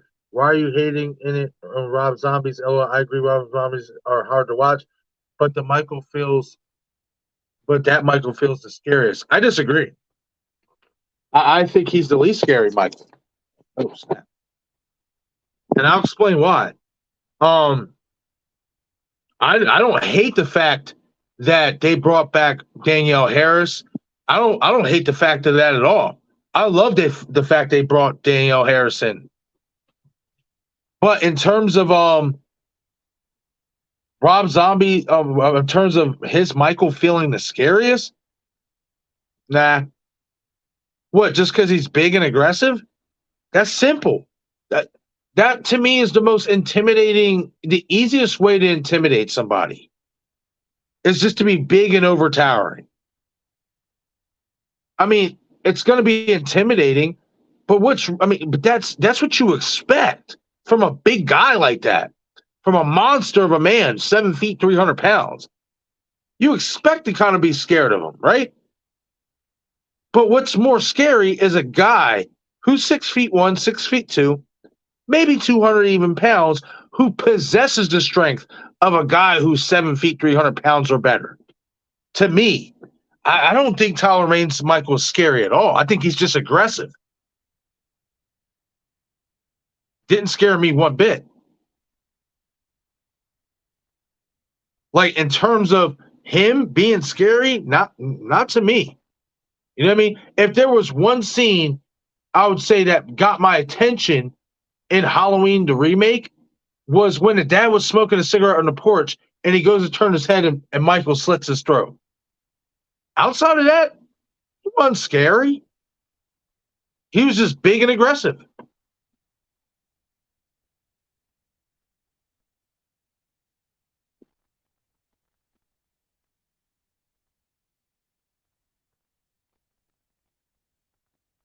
Oh, real quick, Rob Olson coming in with a $2 super chat. Okay, well, I guess I will keep the stream open for a couple more minutes and stuff. Rob, thank you so much for your super chat. I greatly appreciate that, honestly. It definitely helps out the channel a great deal. And I don't know if you meant to write a comment with that and didn't get around to it, but if you did, just leave it your comment in the comment section, and I'll read it off here. But if you didn't, and you were just being generous, again, thank you so much. I greatly appreciate it.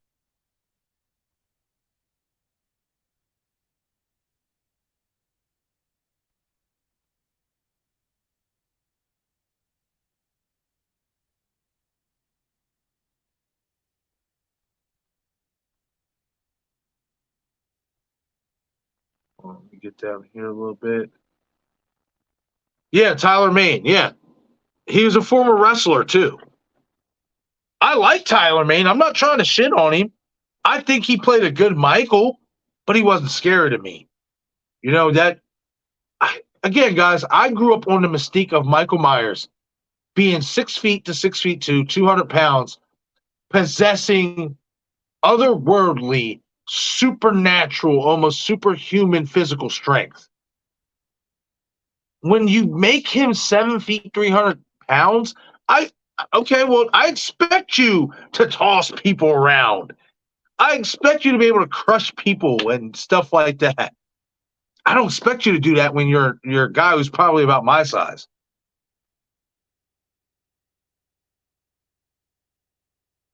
Scott Walker saying, how cool would it be if the Ghostface cult members use attack dogs to kill people, or they use their guard dogs, and Stu's house and property will be the perfect place for the cult and the guard dogs. I'm not against, I don't know about guard dogs, but if they're going to, bring a bunch of dogs to a scene where they're going to have the dogs eat up somebody and kill them, I'm not against that type of kill. It's something different.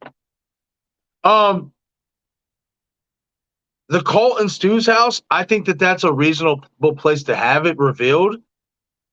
Maybe too obvious and reasonable. So I mean, it could work though.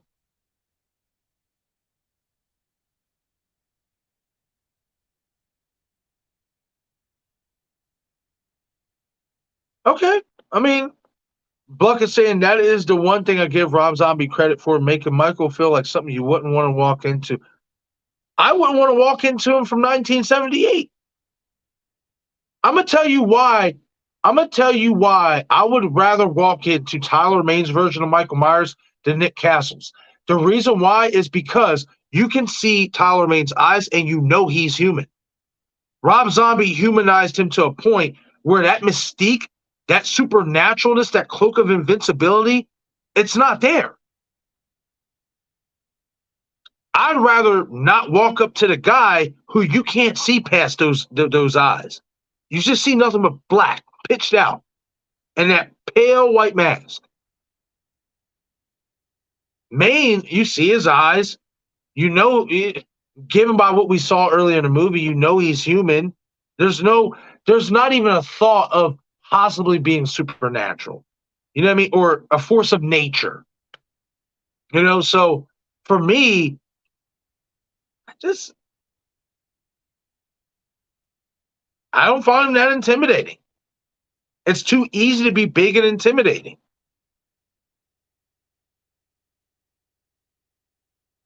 He also says they gave him sizable people who otherwise would look threatening and puts them down. You know what I mean? I don't know, man. I don't like him. I like Tyler. He did a good job with the movements and the mannerisms as Michael Myers, the walk. He did a good job with that. I don't like the over aggressive, and I'm going to say it right here. I don't like that. Every time he fucking stabs somebody.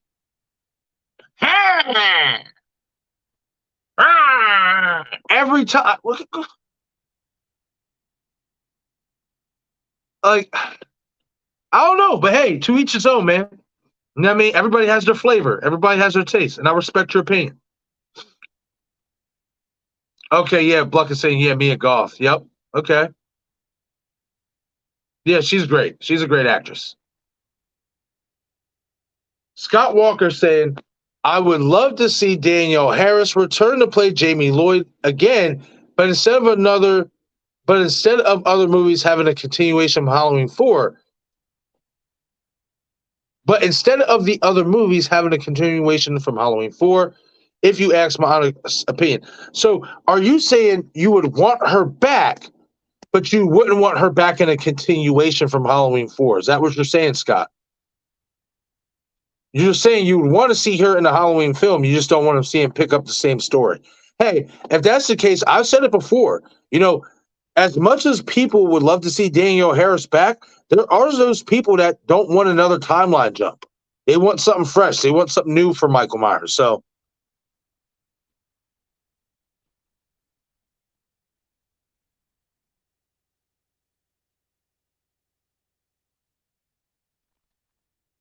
that's weird.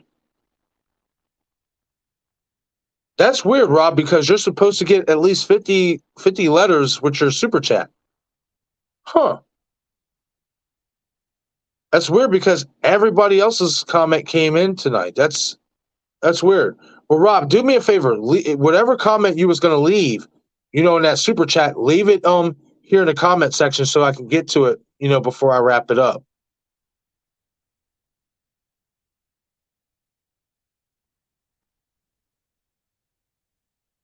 Yeah. Two boys saying Quinn tossed guys around like Michael Myers, right? Yeah, she sure did. She sure did.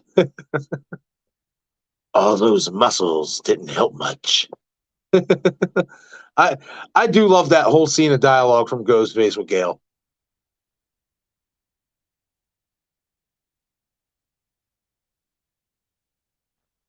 Garth Mall saying, I'm saying she barely did anything either, too. You talking about Quinn? Now, Quinn, I will believe she barely did anything. I agree with that.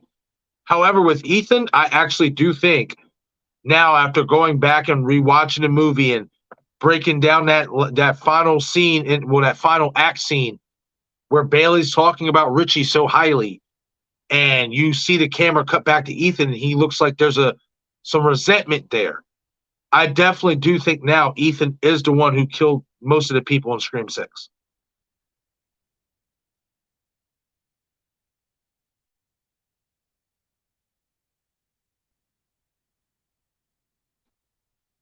Blunkett says, I guess we just have different ideas of scary. Scary to me is a killer fighting up to someone of equal size. Watching a killer fight down is comical in most cases. Okay, but then let's really look at, Michael in Rob Zombie's version. Who really did he have that was his size? Everybody was smaller than him. Everybody. Yeah, you can say Joe Grizzly had some weight. You can say the security guys had some weight. Cool. But were they really as big as him? No. He didn't.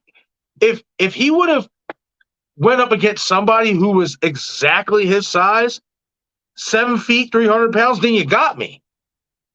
But he didn't. So in so many ways, you know what I mean? You're saying, watching a killer fight down is comical. He was basically fighting down. He was picking on people way smaller than him. Way smaller. Michael, the original Michael, on the other hand, he was as normal size as us. So he was kind of picking on people his own size, if you will. Yeah, me personally, I don't find all that over aggressive size scary. There's no mystique to it. It's obvious. You're supposed to be intimidating. You're supposed to be dominating. It's just like I say with Joel Embiid, my center for the Philadelphia 76ers. You are 7 feet 280 pounds. If you got a mofo who is 6 feet 8, 220 pounds guarding you, you run through him. You dominate. Why? Because you're too big for him.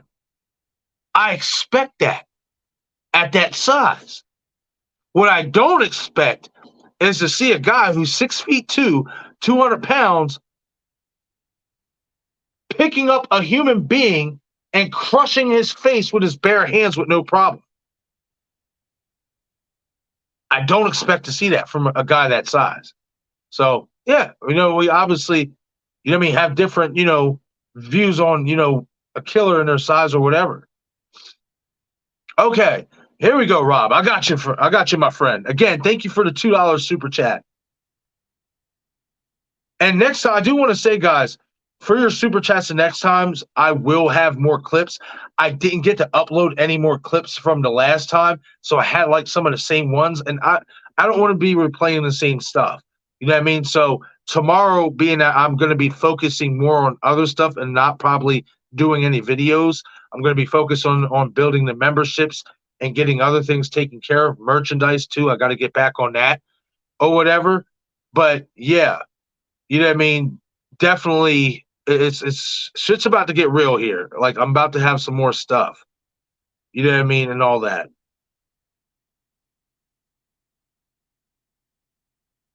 Okay, so yeah, but Rob saying, I enjoyed the interview with James Duke Courtney with Knight. What an awesome guy. Yeah. I watched the interview yesterday with Radio Silence, and one of the guys said Stu is dead.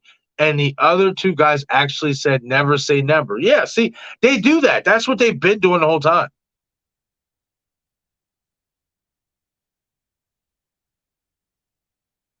Okay, I see what you said, Rob. And now about scrolling up. Yeah, I just got to your comment here.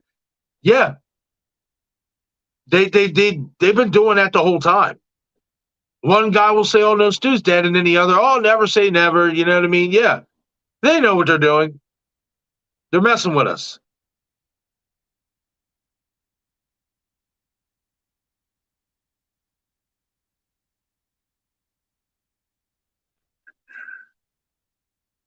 Wayne Turner. Buster was great in the movie Higher Learning. Yeah. I like Buster Rhymes. Did I really like him in Halloween? I liked him in Halloween Resurrection. I just didn't like how they had him watch Chun-Li Michael. That's a conversation for another day. But okay, everyone, we're about to approach the 2 hour and 30 minute mark, and I'm not gonna lie, I'm about to wrap this bad boy up. I greatly appreciate everybody who came into the chat tonight and supported me. We're just hanging out, giving me your questions, you know what I mean? Having some great conversation. I appreciate everybody who sent in a super chat. It definitely does help the channel out a lot. You guys know it really means a lot and all that stuff. And I'm excited, guys, to keep pushing forward and to keep building this channel and to keep having these type of conversations with you guys. Like, this was a really fun stream. I really enjoyed getting to a lot of you guys' questions and, sharing my thoughts on it and just, going back and forth. This was a lot of fun. I'm thinking about maybe doing Sunday nights, just straight like live Q&A nights. You know what I mean? Just, I think that would be perfect, especially if all my other podcast live streams are going to be basically topic based, like Scream, Saw, whatever, and stuff like that. Maybe Sundays can just be our Q&A day.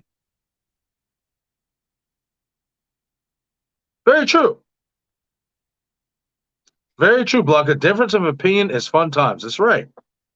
Wayne Turner, that is a really hot take. A lot of people might not agree with that.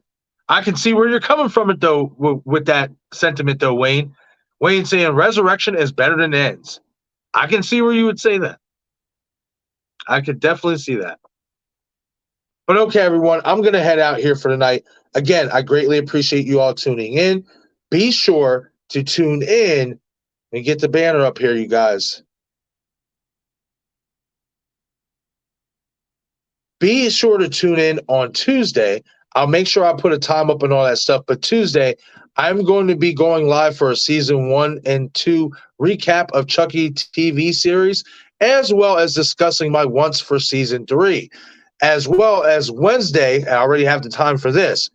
Wednesday, 9 p.m. Eastern Time, podcast episode 8. I shot him 6 times.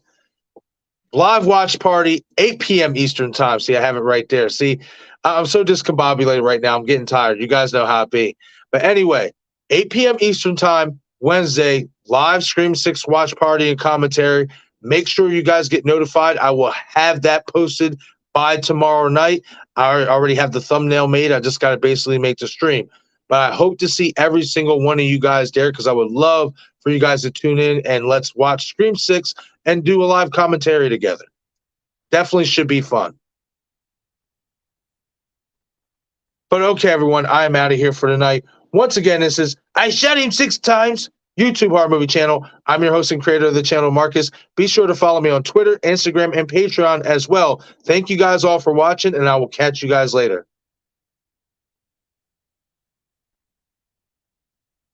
You are now watching I Shot Him 6 Times YouTube horror movie channel. I shot him 6 times.